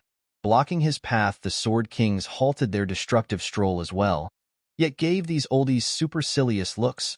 You have some nerve trying to fight Patriarch, insignificant bugs. Murong Lai knew too well how strong the invincible sword was. What came as a true shock, however, was finding out what invincible sword was holding. Their fear mounting because of it. He was not holding the sundering sword. He was so strong without even the help of a divine sword. So how much of a monster would he be then if he wielded one? It's been ages since I saw this old coot. and I see he's gotten stronger still. Is there no end to his growth? Morong Lai and the others felt like crying. They say he has the power of a land, but now I fear he's almost as strong as two. Would it still be possible to gang up on him with 2.5 lands of soldiers? Will it kill him? The hopes of everyone reached rock bottom. Invincible Sword looked smug as always, at the top of the world. I've been in northern lands for many days now and should have at least pay your sect a visit. Alas, that child, Jingwei, had me wait for a bit longer and prepare you a nice surprise. That's why I waited even though you all lost your heaven-sealing sword, only showing up now. I haven't scared you, have I? Ha ha ha. Bailey Yutian laughed, shaking the skies. The Sword Kings looked smug at their dreaded looks. The leaders clenched their fists and just sweated. Thank you, Invincible Sword. Ling Yuntian bowed with a forced smile. Your name shocks the world. There's no living being who hasn't heard of your might. My sect is filled with boundless honor with your visit. If it were just to say hello, there was no need to fight your way in. We would have gladly welcomed you. Why must you steal our divine sword and barge in, lowering yourself to such petty actions? I'm afraid it will make others mock the mighty Invincible Sword, staining your name. Ha ha ha. Invincible Sword's eyes flashed with anger. Bali Yu stepped forward with a glare. Ling Yuntian, you dare insult my patriarch? I'll put you in your place here and now. Bali Yu exploded with power and was ready to strike. Ouyang Lingtian rushed to protect Ling Yuntian, but Ling Yuntian didn't care. Miss must be Frigid Rain Sword King of the 9 Sword Kings, right? Haha, nice to meet you. Wasn't your act of stealing our sword 10 days ago under the Invincible Sword's orders? While I have nothing to say if Miss denies it, you are still under the Invincible Sword. Anyone could guess that your actions were sanctioned by the Invincible Sword into playing thief. Bali Yu flared, but the Invincible Sword cut her off. Yu, get back. Bali Yu gnashed her teeth, her stare boring into Ling Yuntian. Alas, she had to give and fall back. Ling Yuntian turned to the Invincible Sword with a bow. Sir runs quite the tight ship. I take my hat off to you, having them cater to your every whim. Ha ha ha. Sect leader Ling, and what's that supposed to mean? That I'm a thief? Bailey Yutian squinted. Ling Yuntian spoke. You're not? Then isn't the heaven-sealing sword on you right now? While it is, a divine sword always finds its way in the hands of the able while slipping from those unworthy. If you can't keep it, you lose it, just like your precious sect, the Invincible Sword chided. Ling Yuntian nodded. True, the weak can't hold a divine sword, bound to lose it at some point, and it's only their fault. Although, this and that are different. We're all practitioners here, and my sect is willing to accept the loss of the divine sword in open combat with Sir. Yet you use tricks to get it from our sect. Ha ha ha. It can either be that your cunning mind is sublime, or that we're just too naive to fall for it. Be that as it may, Sir's name will take a plunge either way. The ignorant might even say you feared us holding the heaven-sealing sword, resorting to trickery than open combat. Is that all the mighty Invincible Sword amounts to? Guess you're only as strong as our sect to resort to stealing. Ha ha ha. The Invincible Sword narrowed his eyes into slits, his face darkening by the second. You're saying I can't take your divine sword in open combat? Humph. The Invincible Sword huffed. Every time I come for a fight you do nothing but cower behind your shell, or the divine sword would have long been in my hands. What would have been the use of tricks then? Yeah, though we refused your challenge since we enjoy peace and quiet and not chaos. Nonetheless, stealing our sword is quite a heavy stigma. All right. Invincible Sword cut the air with his hand, and then his palm flashed to reveal an icy blue longsword. Everyone gasped. Invincible Sword then threw it. Ouyang Lingtian moved fast and reached out to have the divine sword fall in his grip once more. You now have the heaven-sealing sword, but only temporarily. With your broken barrier, you can no longer hide. You can't do anything even with the divine sword, but keep it warm for when I take it. Then any complaints you have will be moot. Ling Yuntian bobbed his head. Of course, the Invincible Sword is indeed direct and frank. The best in the world, ha ha ha. Ling Yuntian laughed, then turned his head. Serge's appeal to ego plan is a success. This coot got the heaven-sealing sword yet gave it back. Now we have 3 divine swords, bolstering our chance of success against this obnoxious monster." The men nodded, the 3 divine swords pointing at the sky. Gold, red, and blue flashed from them and shot into the heavens. Boom. The predominating purple lightning was now cut in half, replaced with golden flames, scarlet glows, and blue traces from Murong Lai's decimating sword, Shangguan Feixiong's soaring sword, and Ouyang Lingtian's heaven-sealing sword. They used their power to wrest control of the heavens from the enemy. The Sword Kings frowned, glaring at them. These rotten bastards actually used mind games to fool Patriarch. How revolting. The invincible sword didn't care, glancing at the half-lost skies with a grin. 3 swords against 1 should be impressive. I'm thrilled that yours truly can enjoy fighting 3 divine swords. Ha ha ha. Bailey Yutian flicked his sleeve and a crackling long sword appeared in his hand. Pointing it at the sky exploded as even more purple lightning boomed everywhere, overtaking the previous losses, swallowed by the flood of lightning. The golden flames, red glows, and blue streaks couldn't hold on at all. Torn to pieces, the skies were dyed purple once more. Murong Lai, Shangguan Feixiong, and Ouyang Lingtian shook and coughed blood. Shangguan Feixiong had it worse.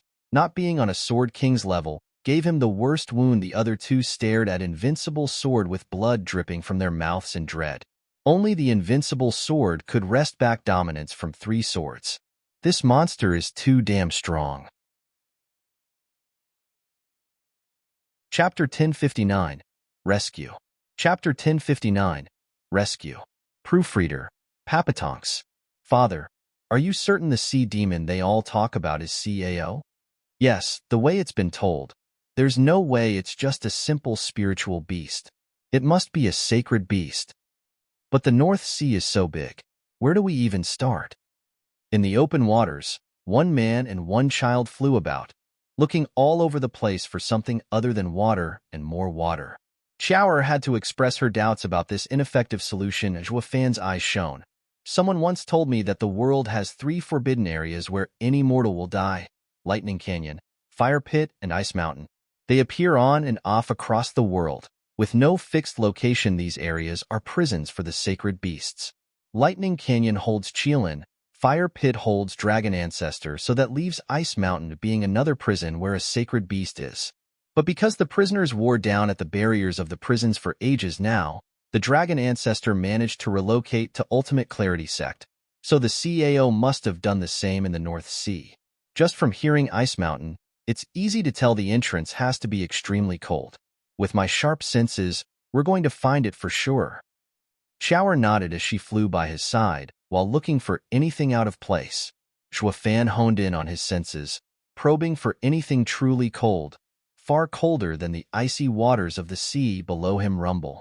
A loud thunderclap exploded behind him. Zhuofan paused and looked back with a gasp. The sky behind them was now a sea of purple, tearing at the sky and bringing doom to those below. It was the Sea Bright sect, the same place they were at just a while ago. Purple lightning. How come the invincible sword came out so soon? Zhuofan's brow shook. Then he flew back at once. Chower was startled. Where are you going, father? I need to see if your mother left safely. If she's stuck there, Zhuofan's eyes shone coldly. We'll have no choice but to face the invincible sword ourselves. Zhuofan sped up. His figure gone from here. Father, wait for me. Chower cried and rushed to catch up. But then she felt a chill all over and looked around bemused. Why is it getting so cold all of a sudden?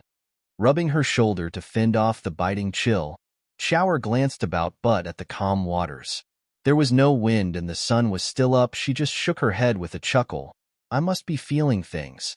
But this North Sea sure is cold.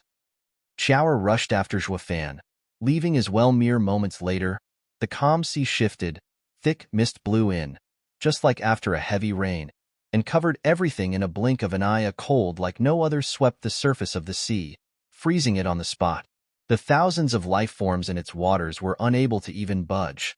Frozen stiff among the ice, 2 huge light sources suddenly came from deep in the mist, one looking bright, while the other dimmed. What's that noise? Are humans fighting? Far from the thick mist were constant booms echoing about, making the rumbling voice inside cackle. That vile race only knows how to look for more reasons to kill itself off. Their own fellow people slaughter until everything turns red. One moment they asked me for permission to go out to sea, and the next they're killing each other. Haha, great. Perfect. Since neither side can stand the other, let me give you a hand and swallow you both. Hi hi hi. A creepy laughter echoed out from the fog as it drifted swiftly, going towards the sea-bright sect. The waters turned ice wherever it passed. In an instant with it came the shuddering and haunting voice of a demon. I open my doors to you, welcoming you to become dessert. Hi hi hi. The sea overlord was coming to shore. In the sea-bright sect, the invincible sword was showcasing his unstoppable power against the other sword-wielders. Taking control of the skies and striking terror in the hearts of men, he looked at everyone with nothing but disdain, while the other Bailey experts held their heads high and mocking the enemy. See that? That's the Patriarch's power right there. What are you yokels going to do about it? Ling Yuntian's face fell, his team sighing heavily with worry as they watched in sorrow. The 10 juniors aside, Bailey Yutian was sufficiently monstrous alone that they together couldn't handle him, let alone the other 5 sword kings by his side. Ling Yuntian's heart sank as he looked around. We need Serge was mined now more than ever. What's taking Miss Morong so long to deliver one simple message? Children. Bailey Yutian's eyes shone and shouted, scatter and have fun, but don't interfere with my enjoyment. Yes. The others cupped their hands and flew off. Into the sect now there was only the invincible sword against the other land's strongest. Morong Lai's eyes twitched. Decimating sword shook in his hand as he spat. Like a true invincible sword.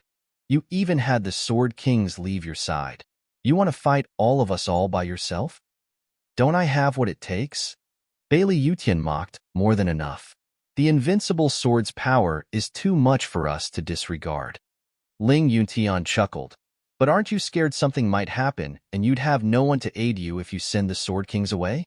The invincible sword's face twitched and he looked harder at him before laughing in his face. Sect leader Ling, you're still up for jokes? Accident? You think of yourself capable of giving me that? Invincible sword, don't get smart with us. All of us here are as strong as your 9 sword kings, and we have 3 divine swords on top. A sudden incident might do you in. Morong Lai roared and pointed at him. The others were equally resentful, flaring their auras at him. The invincible sword couldn't care less, merely tracing sundering sword's edge, as if in his own world. All bark and no bite. Show me what you're made of, and not prattle me to death. As for 9 sword kings, humph, they're nothing but children making a scene. You think you can scare me with that? Haha, that's rich. People, he was our target to begin with. Now that there's no one helping him, it's the best chance we can get. Charge. With how nothing could ever earn the old man's respect, Ling Yuntian sent to the others, use his conceit to your advantage and make him pay with his life before he gets cautious and makes it harder for us. The others nodded and shouted as they stormed Bailey Yutian with their best skills, decimating sword, decimating inferno. Whoosh! Morong Lai slashed, and the golden sword exploded with flames at Bailey Yutian. The fire formed a sword wave that shot with such heat that it warped the air and even left black cracks, soaring sword art, soaring skies. Whoosh! Shangguan Feixiong shouted and hacked with the soaring sword. The scarlet sword wave shot with incredible speed for its quarry, heaven-sealing sword art, world seal. Ouyang Lingtian was not one to be left behind. He waved his sword, devoid of the savage nature like the rest, but hiding an incredible force behind its subtle nature. The attack reached Bailey Yutian's side and was about to engulf him. The invincible sword found himself under attack from all sides, ultimate skill coming from the 3 divine swords. Chapter 1060, Oppressed. Chapter 1060, Oppressed. Proofreader, Papatonks. The 3 divine sword wielders each used their own swordsmanship. They had immense power, enough to even crush a sword king, yet proved to be sorely lacking when up against the undefeated invincible sword. The exalted double dragons took this time to strike as well. With a dragon roar, a sword dragon fell from the heavens above and shot for the invincible sword. Eastern Lands 3 venerables, Northern Lands 4 Snow Peak elders, and Southern Lands sword guardian venerables made their move too. The incredible and flashy display was not only amazing but also deadly and apocalyptic. All these powers converged on one old man standing there all by himself as the string of explosions echoed out. It felt like the world would be torn asunder alongside their joint attack. There were many other great experts who sent out such force that not even the 9 sword kings together would survive. A land's army was bound to find itself crippled and blown to pieces too, but as the ruckus died down, thunder flared and retook dominance as it spread in every direction, blowing away the dust.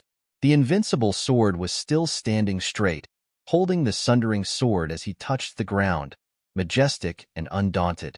There was not a speck of dust on him. His eyes were cold and sharp, his grin disparaging. Everyone gasped in disbelief. No way. All our attacks did nothing? The old monster is just outrageously strong. Ling Yuntian's face twitched, his heart shuddering. 3 divine swords and every top expert of the 4 lands couldn't even scratch him? How are we even supposed to kill him? Can more than 2 lands worth of soldiers do nothing to him? Ling Yuntian turned to the others. Bailey Yutian had gone beyond what was humanly possible. Not even the world's strongest joined together could hurt him. Their hearts sank in despair and remorse. Fighting the invincible sword was the greatest mistake. This freak of nature is too damn tough and strong. Clang! A sharp noise pierced their miserable thoughts. They flinched as they saw the purple lightning-streaked divine sword getting off the ground as he moved. The monster is about to attack. They all froze, with sweat trickling down their brow. The invincible sword wore a sneer, his eyes shining as he raised the purple sword high. You attacked first and didn't feel a thing. What an utter disappointment. Letting you have the 3 divine swords is such a waste. Now then, it's my turn. Once I remove your heads from your necks, the divine swords will belong to me, and no one will question my methods. Their blood ran cold and flinched back with fear. Whoosh. Bailey Yutian used no skill, just slashed like usual, though anything average turned extraordinary when it came to the likes of Bailey Yutian, carrying with it an unstoppable force of nature rumble. The immense power came for the 4 lands experts, while the purple lightning above started striking down, following the sword wave and disintegrating anything in its path. Everyone panicked, with Ouyang Lingtian rushing to use the heaven-sealing sword, heaven-sealing domain, sky sword, unbreakable world, unbreakable sword. The heaven-sealing sword shook and unleashed a dim blue glow that surrounded everyone to keep them safe from the incoming attack. The heaven-sealing sword? Bailey Yutian mocked. The heaven-sealing sword art seals everything. But you, Ouyang Lingtian, are too weak and can't stop the pinnacle of the sundering sword art that I've reached. Boom! The thin blue barrier had no chance against the onslaught, gone upon contact with the thunder sword wave. Ouyang Lingtian coughed blood on the spot and was sent flying. Morong Lai and Shangguan Feixiong rushed to use their own swords, faring no better than Ouyang Lingtian even if working together. They coughed blood and were flung away all the same. The 3 sword-wielders didn't stand a chance, which meant the others were far worse off. The deadly sword wave carried berserk lightning as it boomed swiftly towards them, through them, and into the horizon. It pulverized anything in its path, laying waste to half of the Sea-Bright sect in that attack alone. As for the land's experts, they didn't get to let a wail out, gone from here and sent thousands of miles away, buried under the rubble, either dead or near it. The invincible sword was just too terrifying. Biting winds swept the dust away, though the invincible sword resumed leaning on his sword, standing there among the desolation and destruction. He eased a long breath, frowning as he began to walk. If I knew how it would turn out, I wouldn't have sent the brats flying. With all of them all over the place, it's going to be annoying finding the divine swords. What a pain. Bang! The invincible sword flew up and searched along the ruins. The 5 sword kings and the princes heard the loud commotion and jumped. Crown Prince Bailey Jingtian looked back at the huge dust kicked up by the attack and gasped, "Patriarch is amazing. That slash alone must have finished them all off." Brothers, the Patriarch is done with his fight, but he still wants to have one person dead. We will help him by bringing back that guy's head. Right? The others roared in agreement and sped deeper into the Sea-Bright sect. The Sword Kings got busy as well, with only Bali Yu frowning. "Brother Lei, They're going right for him. We find him first and hide him, then we'll talk? Bailey Yule's eyes flashed. If the Patriarch or anyone else finds him, he's dead. Bali Yuyu's eyes shone with resolve as she shot deeper in the Seabright sect on the easternmost side of Seabright sect. Wu Qingqiu's group were frantic in their rush with the dulled Chu Qingqing. Sometimes looking back at the devastation with a chill down their spines, Brother Zhua has to be either a god or a bad omen. He had us take Qingqing out of here since it won't be safe, and it's already gotten dangerous. Even the invincible sword came. It won't matter if we die, but we'll fail to fulfill Brother Zhua's request. Senior Brother Wu, the teleportation array is farther away, but they seem to be closing in fast. Shui Ruahua held on to Chu Qingqing as she heard the shouts coming from behind. Yinamo spoke. Those are from the elders of the Seabright sect coming out to stop the enemy, who shouldn't be too outrageous like the Sword Kings and Invincible Sword. Of course it's not them. From that huge explosion and rumbling in the distance, that must be where the Invincible Sword must be fighting. He won't show up here. We will be safe for now. Wu Qingqiu smiled and eased their worries. We'll arrive in 15 minutes and we'll be safe for good, ha.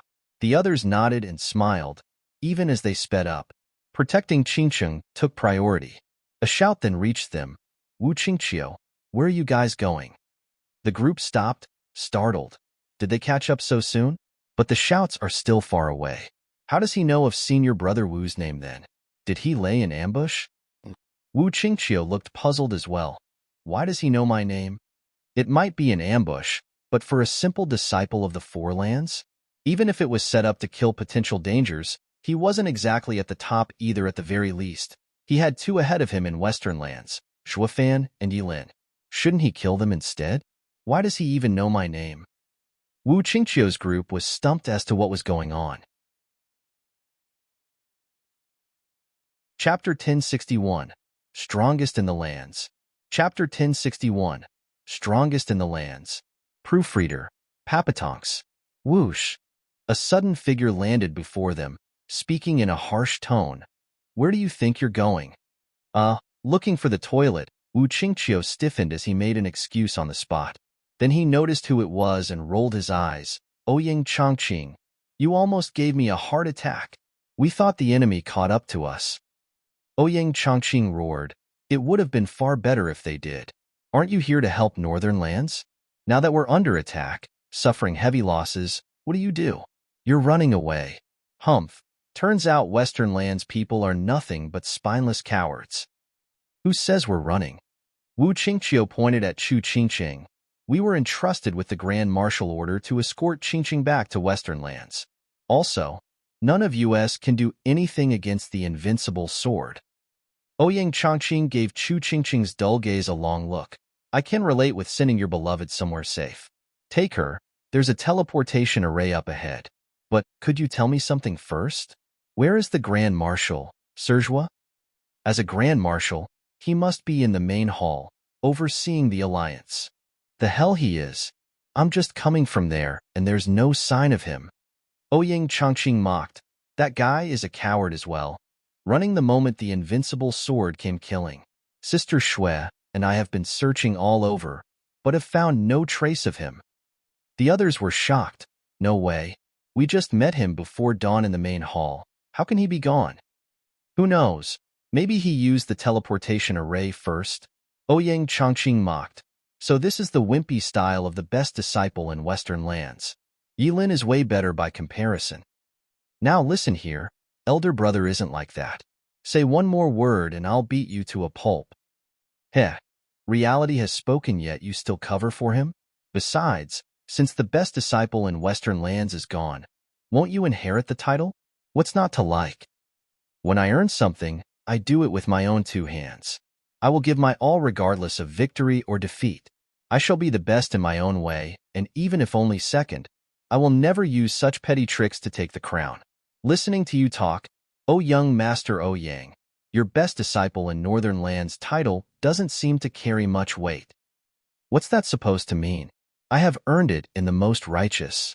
Ouyang Chongqing and Yilin kept fighting and devolved into grabbing each other. Wu Qingqiu had to rush in to break them up, but what good would that do against the best seeds of their respective lands? The more the two talked back, the more heated became, on the brink of fighting it out for real whoosh. Morong Shui suddenly flashed over, looking stumped. What are you all doing? You're squabbling when there's destruction and war going around you? Sister Shui. Ouyang Chongqing eased up at once, afraid of giving the girl of his dreams the wrong impression. Sister Shui, you must believe me. I am a civilized man who always avoids brawls. They're just too crude and savage to understand reason. Morong Shui's face twitched and rolled her eyes like she didn't know this pompous fool for who he was. Civil? You? More like a grandmaster in picking fights, who's only lived for so long thanks to his daddy. She promptly ignored him, choosing to talk to Wu Qingqiu. Where's Zhuofan? Do you know where he went? They all shrugged, unable to provide any help. Damn that demon. Running away at the worst possible moment. Morong Shui gnashed her teeth and frowned. Ouyang Chongqing played it cool. Sister Shui, he's just a rotten coward. I bet he ran off the minute he saw the enemy starting killing their way in. He's unreliable and I refuse to believe we can't fight without his rotten help. Haven't you always said he's filled with foul schemes and better stay away for everyone's good? Hee. Yilin flared, but Wu Qingqiu held him back from starting anything. It does ring true. He ran off after causing a scene, just like with the central area's serene shores trading, letting others take the fall. Morong Shui pondered, then nodded. He's better off gone. I refuse to believe that my brother and everyone can't stand up to the Invincible Swords group without his vile methods. Miss Morong, you're just unbearably naive. Your brother and everyone can attack together all they want, but they'll never get to touch a hair on the patriarch's body. A condescending tone reached them, followed by 10 youths standing proud and confident before them. The leader was a man of sharp features and elegance, wearing a most disparaging smile he could muster, complimenting the disdainful gaze. The hearts of everyone shook and even stung from the immense pressure. Expert. It was the unanimous conclusion they arrived at, no longer looking casual in the face of such danger. Ouyang Chongqing as well grew grave, asking Morong Shui, Sister Shui, you know him? Who is he? Central Area's strongest junior, Sword Star Empire's crown prince, Bailey Jingtian. Morong Shui's eyes shook, finding it hard to speak. He might as well be the best junior in the lands. Behind him are 9 princes, each stronger than the last. Bailey Jingtian chuckled, with the other princes joining in. Wu Qingqiu's face fell, his fists clenched and his heart heavy. We're just about to get Qingqing to safety, so how did such a deadly enemy appear? The usually playful and cynical Ouyang Chongqing suddenly got excited, his fists trembling with eagerness. The best youth in the lands.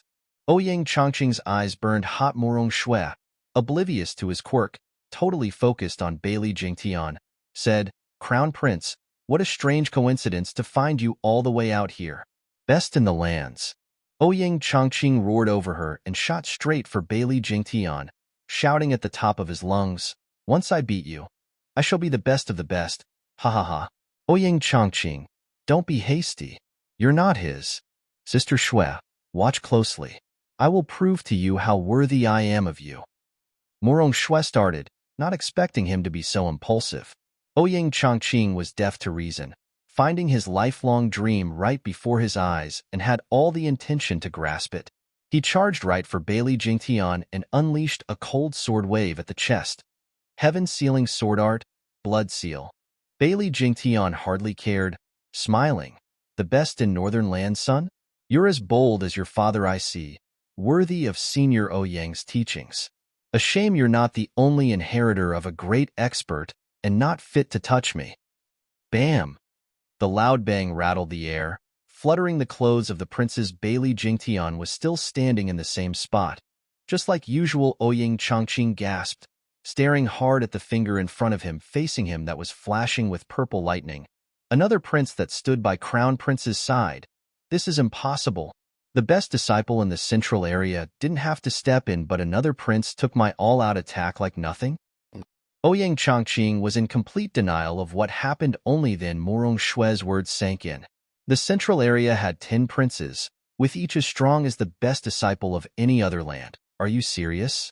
Ouyang Chongqing's eyes shook hard as he gnashed his teeth in indignation. Morong Shui and Wu Qingqiu's hearts sank. The strongest clan in the lands is just too terrifying.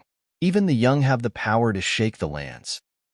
It seems like Bailey now got the best youth in the land's title as well. But where does Shuafan fit in all this, I wonder? They were all hoping yet watching gravely as Ouyang Chongqing, whose power they knew, was stopped before even reaching Bailey Jingtian Wush. Just then, another figure appeared wrapped in golden flames, smashed for Bailey Jingtian's head. Chapter 1062, Vying. Chapter 1062, Vying. Proofreader, Papatonks. Following the draconic cry, golden flames exploded as a fierce power pushed down on Bailey Jingtian. The searing heat was so strong it twisted and singed his hair. The crown prince's brow shook, looking dead serious at the incoming golden flames. There's actually an expert among these bugs? He was just mildly surprised, still standing there without budging. Bam! The golden figure then found itself halted by a strong hand just an inch from reaching his target. The flames scattered on impact and revealed Yi Lin in his normal form. The one to block him was a buffed man, looking serious despite having blocked the attack. Not just anyone could stop the might of a half-sacred beast with just their body. It was truly incredible that the buffed man even trained his body to this extent. How does the Bailey clan have someone like him, able to withstand little junior brother's strike with his body alone? Wu Qingqiu gasped. The other Western Lands disciples were just as astounded. Only Murong Shui frowned. He is the second prince, Bailey Jinggang, forging his body since he was young in the Thunder Pavilion's lightning. He's so tough and strong that he only comes second to Bailey Jingtian. But no disciple in the world is better than him when it comes to raw power.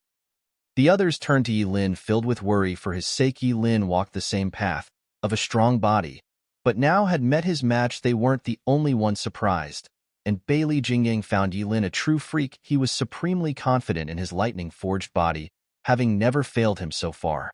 Yet taking on Yi Lin's, he felt like a hammer blow got smashed into him. Feeling it in his bones, a piercing pain like no other came screaming from his body.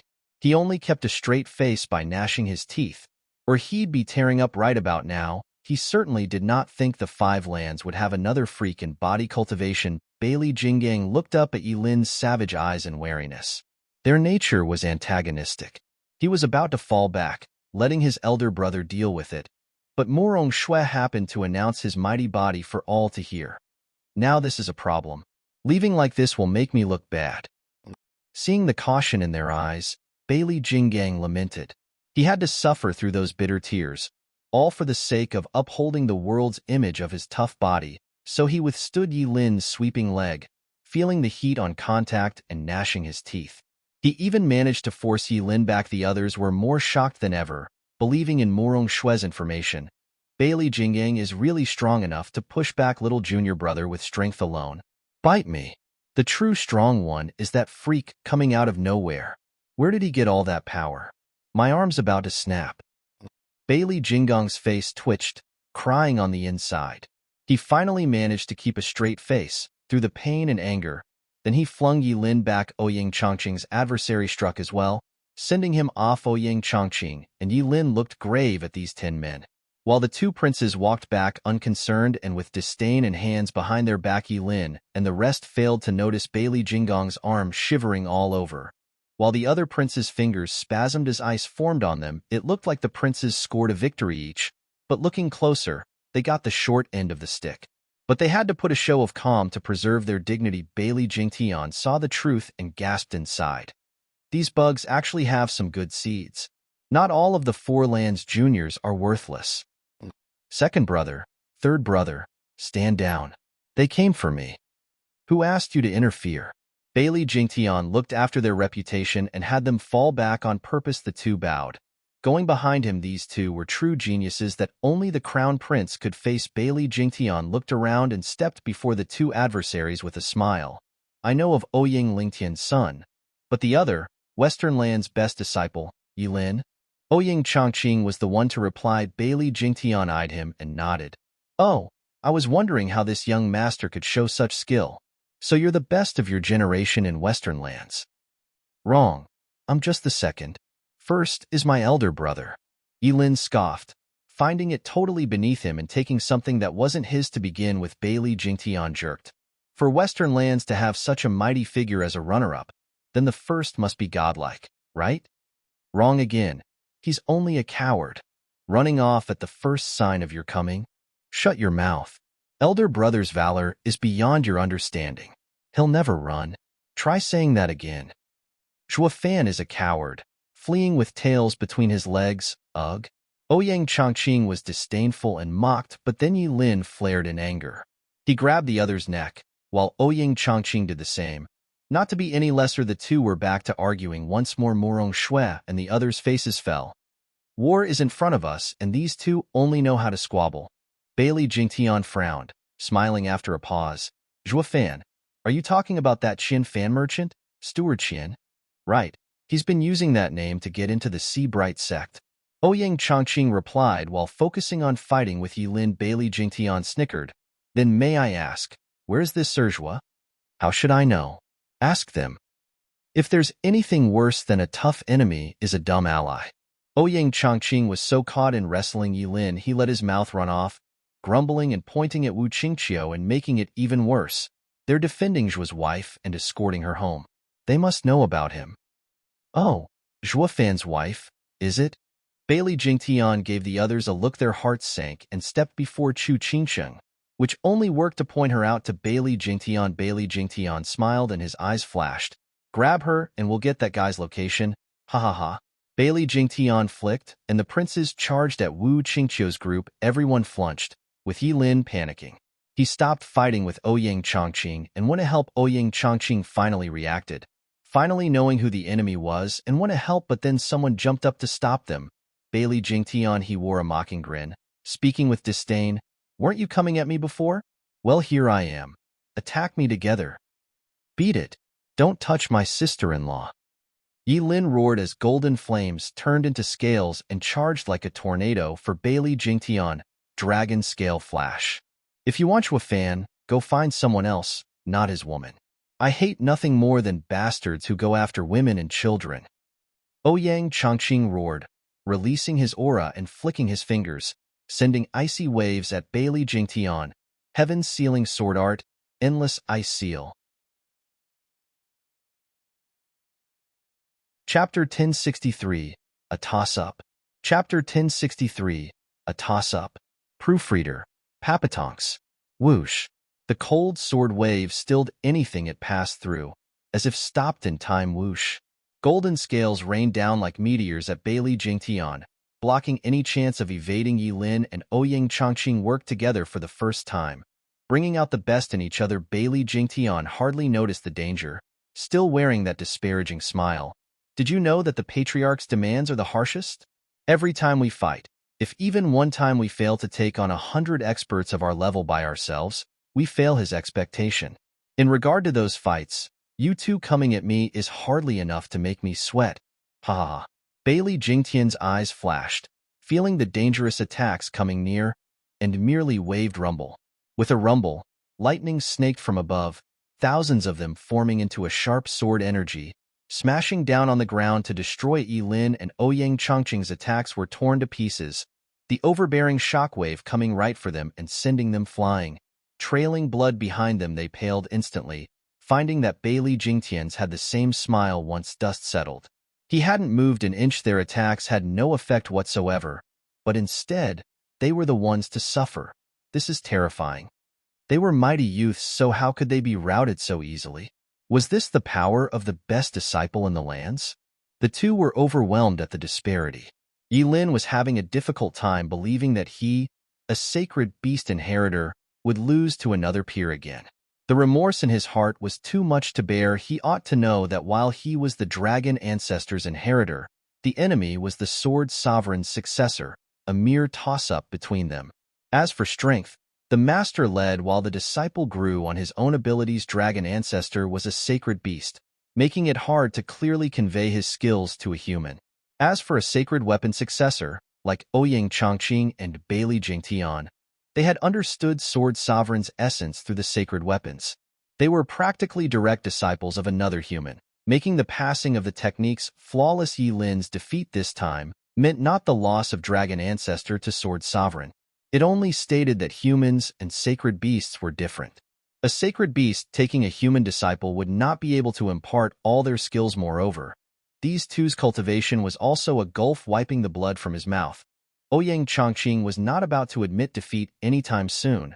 Turning to Yilin, "Brother Yilin, I almost forgot to tell you. That punk is in the Genesis stage. We are without a doubt mighty geniuses, but with only soul harmony stage cultivation will only suffer against him. We can't compare with him in the usage of the world's power." Makes sense, but could you please stop with the narcissistic praises? You should have stopped at calling me a genius. Don't include yourself as well. Yilin glared at him. Ouyang Chongqing rolled his eyes. Fine, but now what do we do? I do have a plan, but I need Brother Yilin to work with me. Say it. Remember our fight, when the world's energy went berserk? I want to do it again. Seeing Yilin agreeing, Ouyang Chongqing turned serious. I'll open a channel, guiding the world's energy into you, and you must bear with it. Even if you go berserk, all that matters is that you gnaw him to the bone. Yilin rolled his eyes. What am I, a dog? Even gnaw? Then again, your idea has some merit. I'll be sure to do my best in controlling that power and unleash it upon him. That settles it. Ouyang Chongqing made a sign, evoking heaven art. A great power suddenly gathered high above, turning into countless cold sword energies. Bailey Jingtian laughed. Ha ha ha. You're only borrowing power that's not even yours. It might work against an equal opponent, but nothing that can stop a true Genesis stage expert's world's power. You'll just have to wait and see. Ouyang Chongqing shouted, Brother Yi, I got it. Transformation, Fire Dragon King. Yilin roared and the golden flame exploded around him, warping and surging 500 meters in height. Ouyang Chongqing changed signs. Heaven Sealing Art, World Channel. Whoosh! The power far above flew into Yilin. Only this time, it no longer froze him but fueled his fire. With the golden flames roaring higher and brighter, the huge dragon's expression was heavy from pain as well, but he bore through it even as the strain increased along with the power. Ouyang Chongqing didn't seal Yilin's strength, but drew the world's power into him to bolster his. But with this constant flow of power, the odds were it would go berserk once more and take over his mind. The risk in doing it was very high as well. Brother Yi, how does it feel? Can you take it? No problem. The dragon's eye shone with resolve as he gnashed his fangs. Then strike. Do it now. Ouyang Chongqing pointed at Bailey Jingtian. Yilin roared in anger and threw himself at the enemy with his claws and fangs, ready to tear him apart for the first time. Ouyang Chongqing applauded Yilin. Good, Brother Yi. Attack? Ha ha, Bailey Jingtian, you're finished. Brother Yi has my heaven-sealing art in him. No matter what you do, all your power will be drawn into him and only make him stronger. Not just your Yuan Qi, but the world's power as well. He's unstoppable now, and you will die. Yilin roared as he finished, the flames on his body rising higher and brighter. Oh, so that's how it is. Bailey Jingtian smirked, drawing two fingers out and releasing sword intent from their tips. Ouyang Chongqing mocked. Bailey Jingtian, are you deaf? I already told you, no matter what you... Boom. Bailey Jingtian flicked his hand, and a purple sword energy shot for the fire dragon. A bang echoed out at impact that forced the flames to explode and Yilin to cough blood as he himself flew out of the fire dragon. He was now looking deathly pale and blood flew from his pierced chest. The world's channel died naturally with the destruction of the fire dragon. Bailey Jingtian was still standing there with his smile. Ouyang Chongqing gasped, That's impossible. Ouyang Chongqing shook his head in disbelief. Dad clearly told me that once the world's energy goes berserk, only the heaven-sealing sword can seal it. So how? Bailey Jingtian mocked. Your dad only told you that the heaven-sealing sword can do it? It seems he hasn't told you that the heaven-sealing sword art means sealing, while the sundering sword art means destruction. The two sword arts are in conflict, leaving victory in the hands of the wielder and their strength. By using the heaven-sealing sword art, no other power can break it, except a divine sword or the sundering sword art.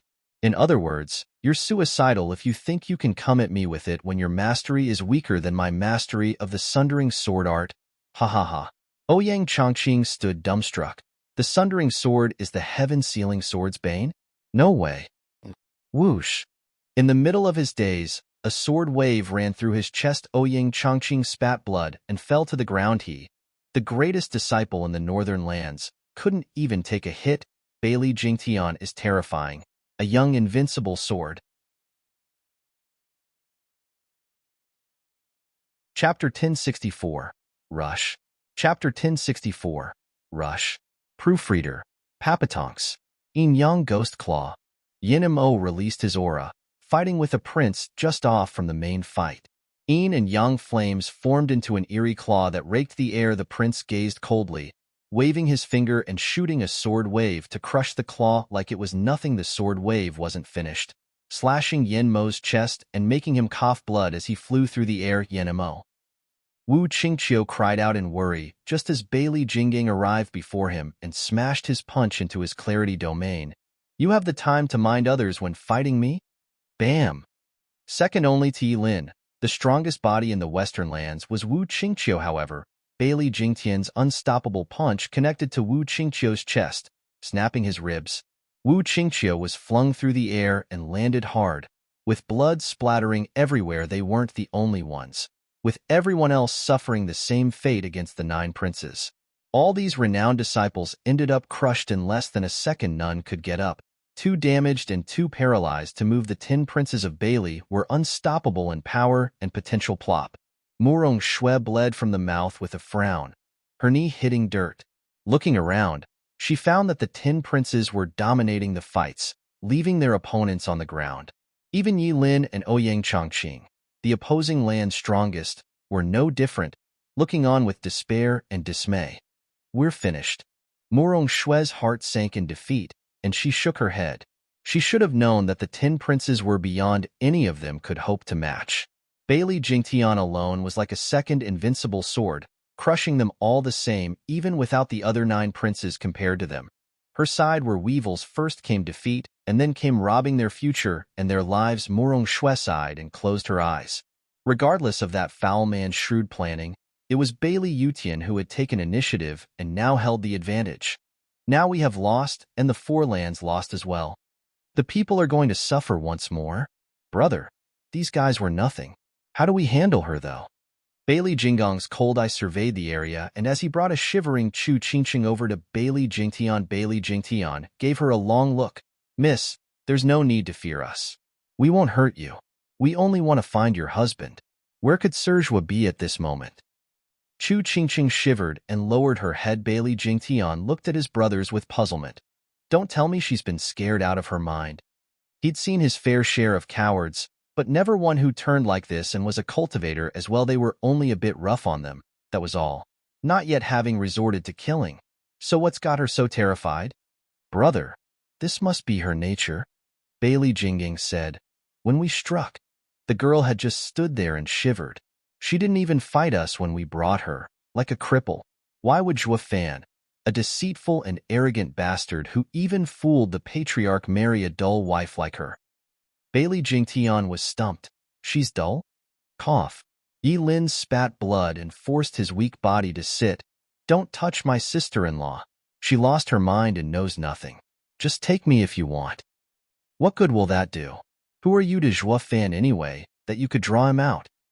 Bailey Jingtian mocked and turned to the shivering Chu Qingqing. She may be a dumb wife, but Zhua Fan did have them escort her. That proves he'll come for her. She'll make a good bait. Brothers, take her back. Yes, sir. Bailey Jinggang bowed with the others and grabbed her hands to leave, but then paused. Brother, what about them? They may be insignificant bugs now, but who's to say what the future holds? Especially those 2, having the potential of a sword king. Get rid of them. Bailey Jingyu's face was cold as jumped in the air. He drew 2 fingers and unleashed booms as his power shot from them. The people on the ground closed their eyes. The pride of Western lands was going to fall here of all places, away from home. Ouyang Chongqing gnashed his teeth, roaring, I can't accept it. I've yet to marry Sister Shui. I've yet to be the best in the lands. I can't die. I won't. You? Become the best? Humph.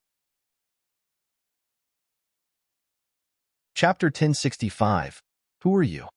Chapter 1065. Who are you? Proofreader. Papatonks. Elder brother. Yilin cried out and opened his eyes. The others were also excited as they looked on with hope. Zhuofan. Power shot in front of the sword wave and black thunder flames sprung to life in the form of walls. Bailey Jingtian got startled by the sudden development, but the deadly sundering sword art attack smashed into the flaming walls. Next there was no sound. The sword energy was swallowed up as it made contact with the flaming wall. Losing most of its power, Bailey Jingtian gasped in disbelief. What is going on? How did my sword energy suddenly get so much weaker? The first wall was soon exhausted and the sword energy now met with the second. This was where it got stalled for longer, not passing through as fast, getting its power cut off even more once the second wall was gone. The sword energy lost most of its power. As it arrived at the third and final wall, it faded away along with it in an explosion. Fierce winds blew around, showing a man with long black hair. The Bailey princes gasped, then grew excited. The patriarch wants his head. We just have to take it and make a name for ourselves. The princes were eager to get rewarded, including the crown prince, elder brother. Yilin cried out, looking grave, "Forgive me. I failed you and didn't protect sister-in-law." Zhuofan's eyes shook and glanced at him before turning to Chu Qingqing, who Bailey Jingyang was still holding. His eyes grew icy as he stepped forward. Ignoring everyone else, Morong Shui shouted, "Devil, what are you doing here? You're only dying with us. You can't fight them. Their leader is the best disciple in the lands, Bailey Jingtian. He's the next invincible sword." Zhuofan never paid her any mind. Still walking forward, "Fine. Since you want to die, go ahead. The sooner a devil like you dies, the better off the world will be." Morong Shui huffed after being ignored. Ouyang Changqing said, "Sister Shui, Bailey Jingtian is beyond strong like invincible sword. But Zhuofan did stop the berserk Yilin, and he's the best disciple in Western lands. He should have a chance, right?" "None whatsoever." Morong Shui shook her head and huffed. Senior Ouyang explained clearly that he stopped it because his power clashed with the world's power. "I had also once fought him, and he isn't anything strong. He needs to restrain the sundering sword art, or he's only going to die against an expert like Bailey Jingtian." "Really?" Ouyang Changqing's hope hit rock bottom, speaking with misery. "And here I thought there's hope for us now that he showed up, but he's only showing off to die. What did I ever do to deserve this? Is there no real savior coming to rescue us?" Ouyang Changqing sighed and lamented his untimely demise. But then a weak laugh came. "Ha ha, young Master Ouyang, no need to fret. Our savior is right here. Who are you beseeching?" Ouyang Changqing turned to Wu Qingqiu and Yinimo. Seeing their conviction and confidence, "You guys believe he can save us?" "But Sister Shui, Miss Morong." Wu Qingqiu ignored him and said to the girl, "You said you fought him once, but do you know his real strength? Acting sloppy and being serious are two things entirely." "Serious?" Morong Shui paused to think. "It's I who was serious, though. You believe all my strength wasn't enough for him to get serious?" Wu Qingqiu shook his head. In the Double Dragon Manners gathering, demon scheming sex disciples talked about how Brother Zhua had always been laid back. He'll never lift a finger to do anything dull. Let me put it another way. Did Brother Zhua use his eye when he fought you? His eye? Precisely. Yilin butted in with immense confidence in Zhuofan. Elder brother's 70% of power is in his eyes. Since he hasn't used them on you, he was only playing. He's only serious when he uses them. Hovering above and gazing down on the approaching Zhuofan, Bailey Jingtian smirked. "Qianfan, Zhuofan, ha ha. How should I call you, I wonder?" "Whatever." "Then, Sir Zhua," Bailey Jingtian smirked. "I remember the first time I saw Sir Zhua, and it left a deep impression. Even the patriarch got fooled by you. Sir's skills are sublime, with none seeing through your bluff. Frigid Rain Sword King then came back and we knew the truth, that you're just at the soul harmony stage in strength, yet you act like a sword king. We truly admire your calm and level-headed attitude as you put on your act. Sir, however, has conned the wrong people. Patriarch is outraged and wants your head, you see. That's why we're here. So, if it's not too much trouble, would you grace us with your head on a platter?" Zhuofan shook and stopped. looking up at Bailey Jingtian. Who are you? Did we meet? I am Sword Star Empire's Crown Prince, Bailey Jingtian. I had a one-sided encounter with Sir along with Patriarch. Sir shouldn't be so quick to forget. Bailey Jingtian smirked with pride going down memory lane. Zhuofan closed his eyes. Sorry, I don't bother with bystanders. Sir, what's that supposed to mean? I even introduced myself. Bailey Jingtian's face fell. Zhuofan shook his head. Should I remember you just because you stated your name? Thinking back, I often met with outstanding men, leaders of the Five Lands. You just said you were with Bailey Yutian. Ha ha ha. Sorry, but the only one I recall is your patriarch who was before me. I didn't even commit the 5 Sword Kings to memory, let alone a pipsqueak like you. What can I do? I have too much important stuff taking my time that all the useless junk gets filtered out. Useless junk? Bailey Jingtian's face twitched. Sir Zhua, you're being too condescending. Zhuofan shook his hand, mocking. I have my standards in anything I do. There's 2 kinds of people, the way I see it, enemies and friends. Which, I wonder, are you? Enemy? Zhuofan shook his head. You can't mean friend. For Sir Zhua will be most wrong. Oh no no no, you needn't worry about which. Zhuofan looked at him with a taunting smile. Since you never registered to me. I told you, I don't waste my time with bystanders. So who are you? Wu Qingqiu's group stifled their laughter. Bailey Jingtian shook in rage and hatred, staring daggers at Zhuofan. This punk has to die. Chapter 1066, A Punch's Dominance. Chapter 1066, A Punch's Dominance. Proofreader, Papatonks. A pretentious fool who only knows how to act and deceive is now unmasked, yet still insists on sticking to his role to the end? Haha, Sir Zhua, this is utterly vapid. Bailey Jingtian's bloodthirst shone in his eyes, smirking and signaling Bailey Jinggang. I, however, am in no mood to indulge you. Your head is mine, brother. The dumb wife has outlived her purpose. Handle it. Bailey Jinggang gave a sharp nod and laughed. Lightning crackled all over him as he smashed a big fist at Chu Qingsheng with an evil grin. Bailey Jingtian's sword wave finally grew outrageously strong enough. Glancing back at Zhuofan, weren't you so full of yourself in your acting? Your wife is about to have that punch splatter her all over. And what can you do? Nothing. What's there to still be smug, ugh? Just as he was about to release his sword wave, he froze, looking in disbelief at where Zhuofan was standing, to find it empty. Where'd he go? Whoosh. Bailey Jingang's face twisted as his mighty fist reached Chu Qingsheng, the blowing wind fluttering the frail girl's white hair. Then something red flashed out of nowhere, standing before Chu Qingsheng and meeting Bailey Jingang's strike. What was that? Bailey Jingang's eyes shook from shock. The flash came all of a sudden and couldn't make it out, yet cared little about it. The dumb wife must have had some protective spiritual weapon. But he believed that there was nothing that his lightning-forged body couldn't overcome. After all, he was able to punch through even 7th-grade spiritual weapons. He shouted, ramping up the lightning on his fist as he pushed on. Bam! The punch slammed into the red glow, unleashing a mighty shockwave, only to realize this was anything but a defensive spiritual weapon. But a scarlet fist. Bailey Jinggang was even more confident. No matter who was coming at him, the number of people able to take on his beyond tough body could be counted on one hand. Yi Lin was a freak enough, but he was now on the ground in wounds. He didn't believe that there could be another outrageous body cultivator here. It was only logical to think that monsters were a rarity, or how else would others get by with them being so common? Shaking his head and sporting a belligerent grin, Bailey Jinggang grew excited as he got into smashing the ignorant interloper. Ha ha ha, fool. You're coming at me with your body? You've got a death wish. I will flatten you. I'm sorry to say, that's going to be you. And while monsters were indeed a rarity upon this god's green earth, he had hit quite the iron plate this time.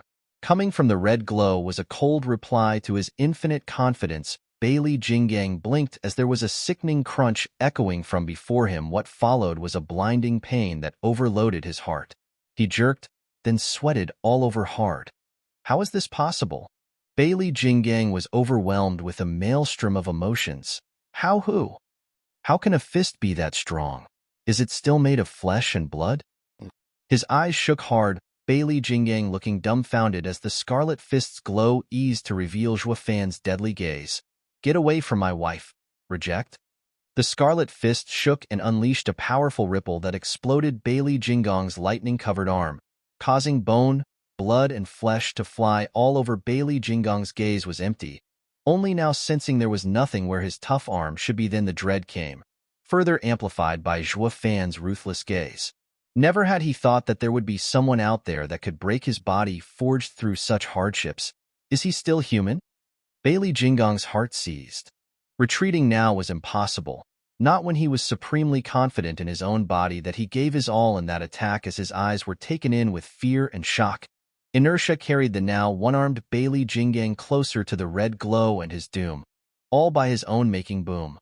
Bailey Jinggang collided with the fist in a mighty bang and turned to mush. It made a nauseating splatter as his corpse hit the ground, before he could even let out his last cry of pain. As for the punch, its power shot ahead, ripping everything for 100 miles. A huge cloud of dust was kicked even as the ground never stopped shaking. Only now did the bystanders react, looking over at the sudden commotion to find a savage wind blowing where Chu Qingcheng and Zhuofan stood. As for Bailey Jinggang, he was now blood on the ground, fertilizing the grass. The two had a mighty clash of the toughest bodies yet, and the result came faster than expected. With Bailey Jinggong's body failing immediately, it happened so fast that none here could react nor see how the gruesome ending of the buffed Bailey Jinggang came to be. "Brother!" The princes cried out in shock, giving Zhuofan looks of fear and bewilderment. How on earth did he just get to brother in an instant? And just what kind of power utterly destroyed brother, who was only second to the crown prince?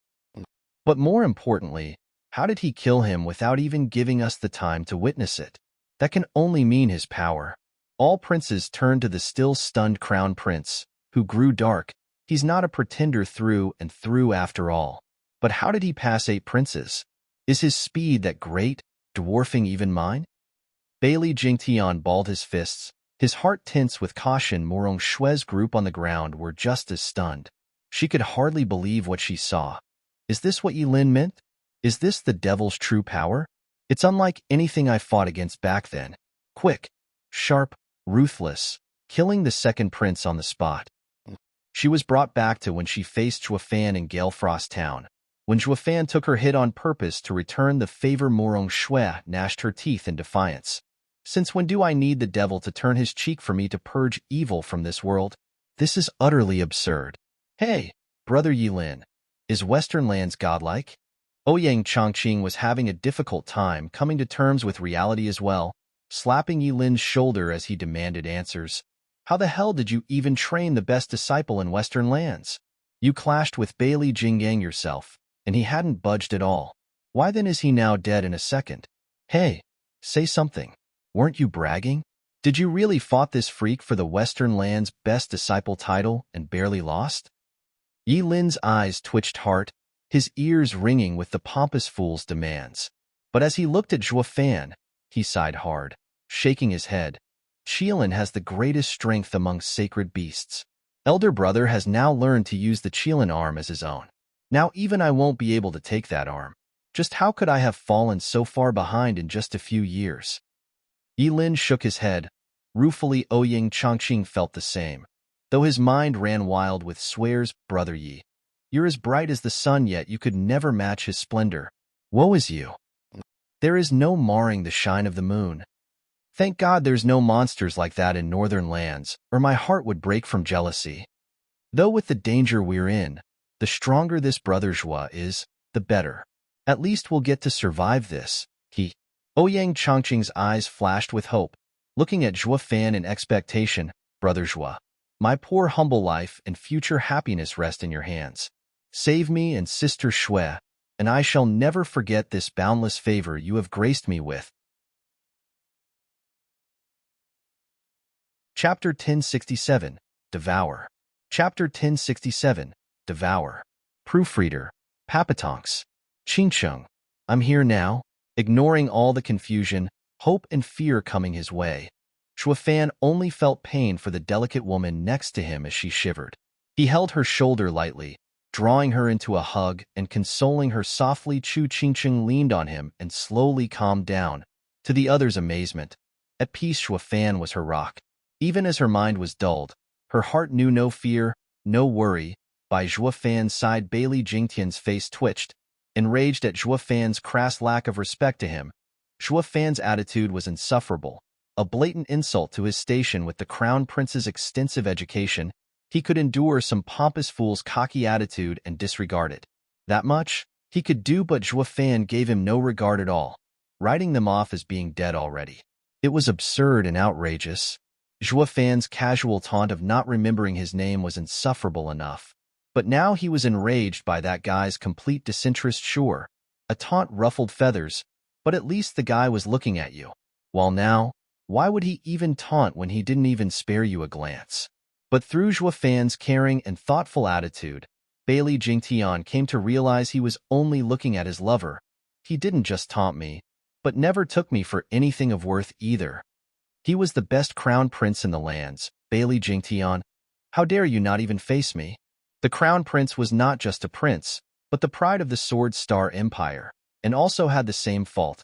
Unable to stand rejection, he also knew better than letting anger cloud his judgment, especially with Xue Fan's vanishing act and instant disposal of Bailey Jinggang at the same time.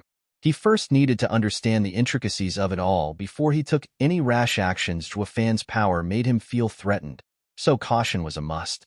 Killing the strongest prince under him in a jiffy ought to warrant at least that much, no? Frigid Rain Sword King reported to Patriarch that the punk has soul harmony stage level strength. What a deadly lie. Then again, it was deadly for his second brother, though not without merit, having found meaning in his death by exposing the enemy's eerie skill. If it were me having to face that, the loss would be tragic. Bailey Jingtian whined in his head, giving the other princes a look. They nodded, turned to Xue Fan and charged him all at the same time from all directions.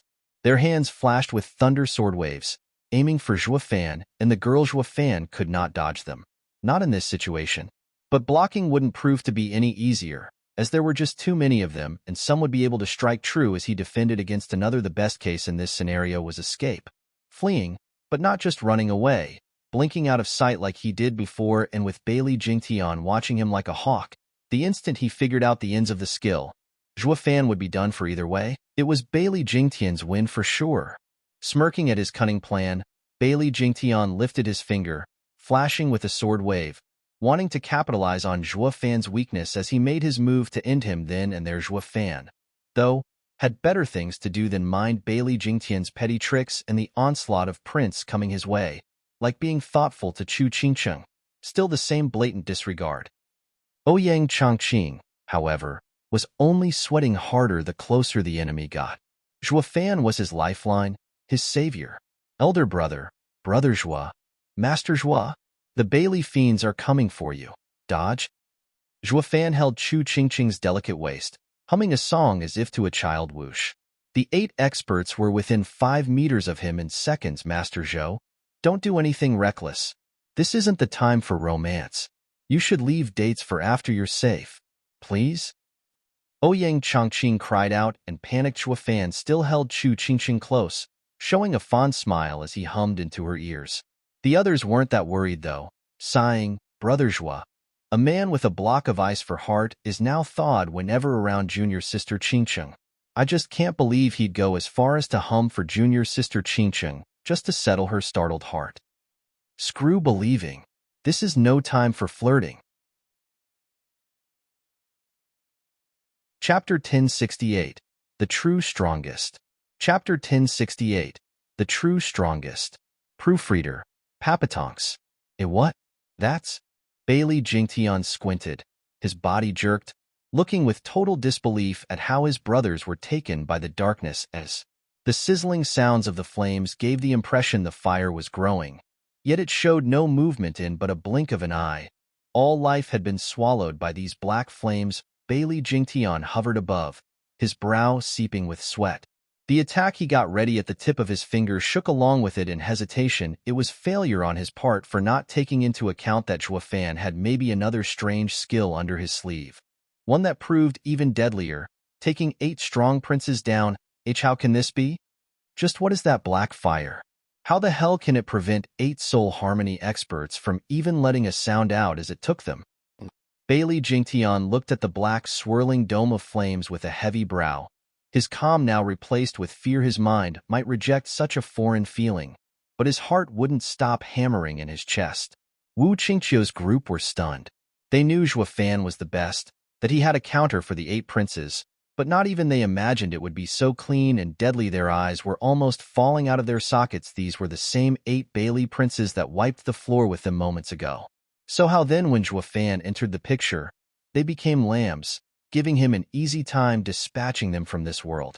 No, they're no lambs, but Zhuo Fan being too strong, stronger than we can imagine. This is the true strongest disciple in the lands, the next invincible sword.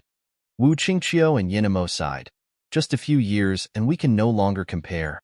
Yeah, elder brother's eyes got stronger. Yilin sighed as well, shaking his head. Only a lick of black fire almost got me killed last time, but now he could let out so much more. Even I would be finished in an instant.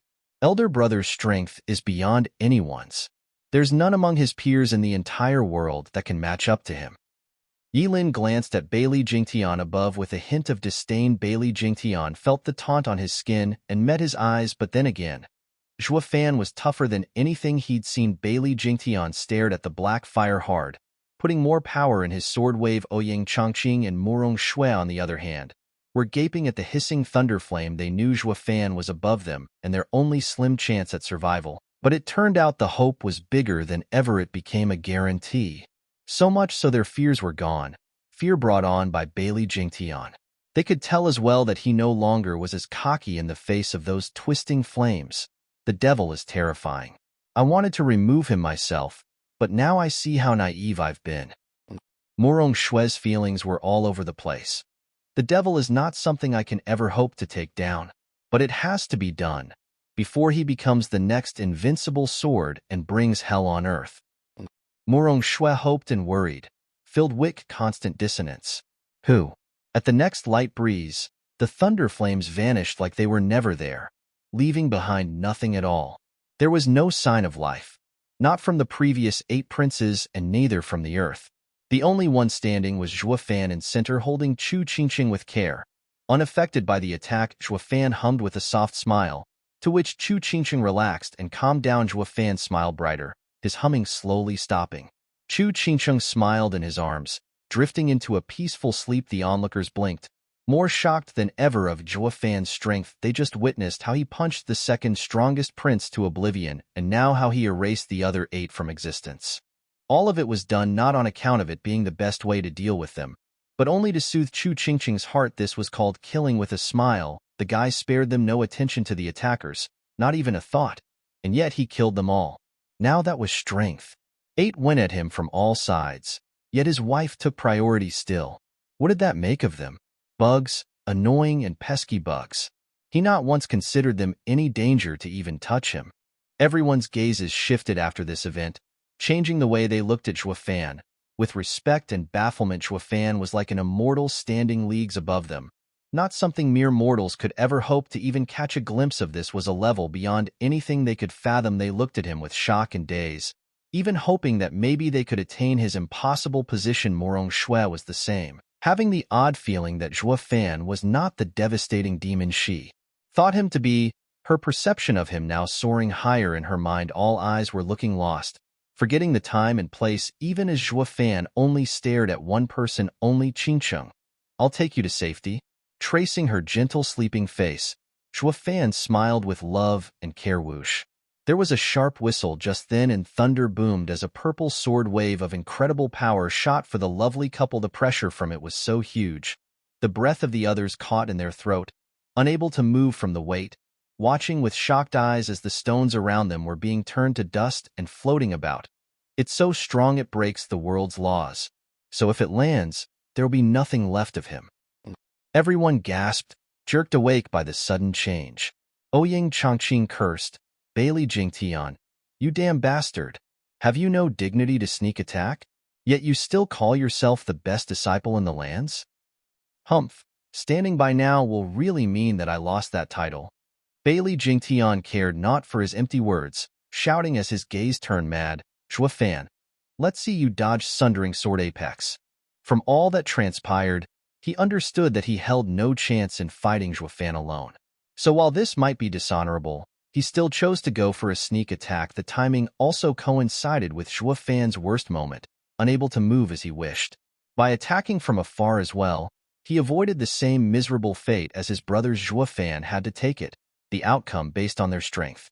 But with him being in the Genesis stage while the enemy in the Soul Harmony stage, winning was guaranteed. No. Ha ha ha. With me on the high ground and him below, it's perfect. Bailey Jingtian's heart brimmed with confidence. A shame he didn't understand Zhuo at all. Divine Eye of the Void had 7 stages, and coupled with the apocalyptic Thunderflame Eye, he had many variations of which he only showed 2 The mighty sword energy shot for Zhuo, unleashing sharp winds as it passed, yet he still didn't budge. Only his face grew colder, murmuring, "A bystander dares to interfere when my wife is sleeping?" "What did you say?" Bailey Jingtian asked in shock. Zhuo closed his eyes, a cruel smile forming. Then he flashed them open, shining brighter than ever. His right eye glowed in 2 golden halos, and his left contained the wild black thunder flame. "I said." Zhuo shouted, "Die." Divine Eye of the Void second stage, Thunder Flame Void Annihilation. Whoosh! A beam of black crackling flames shot at the skies, straight for Bailey Jingtian.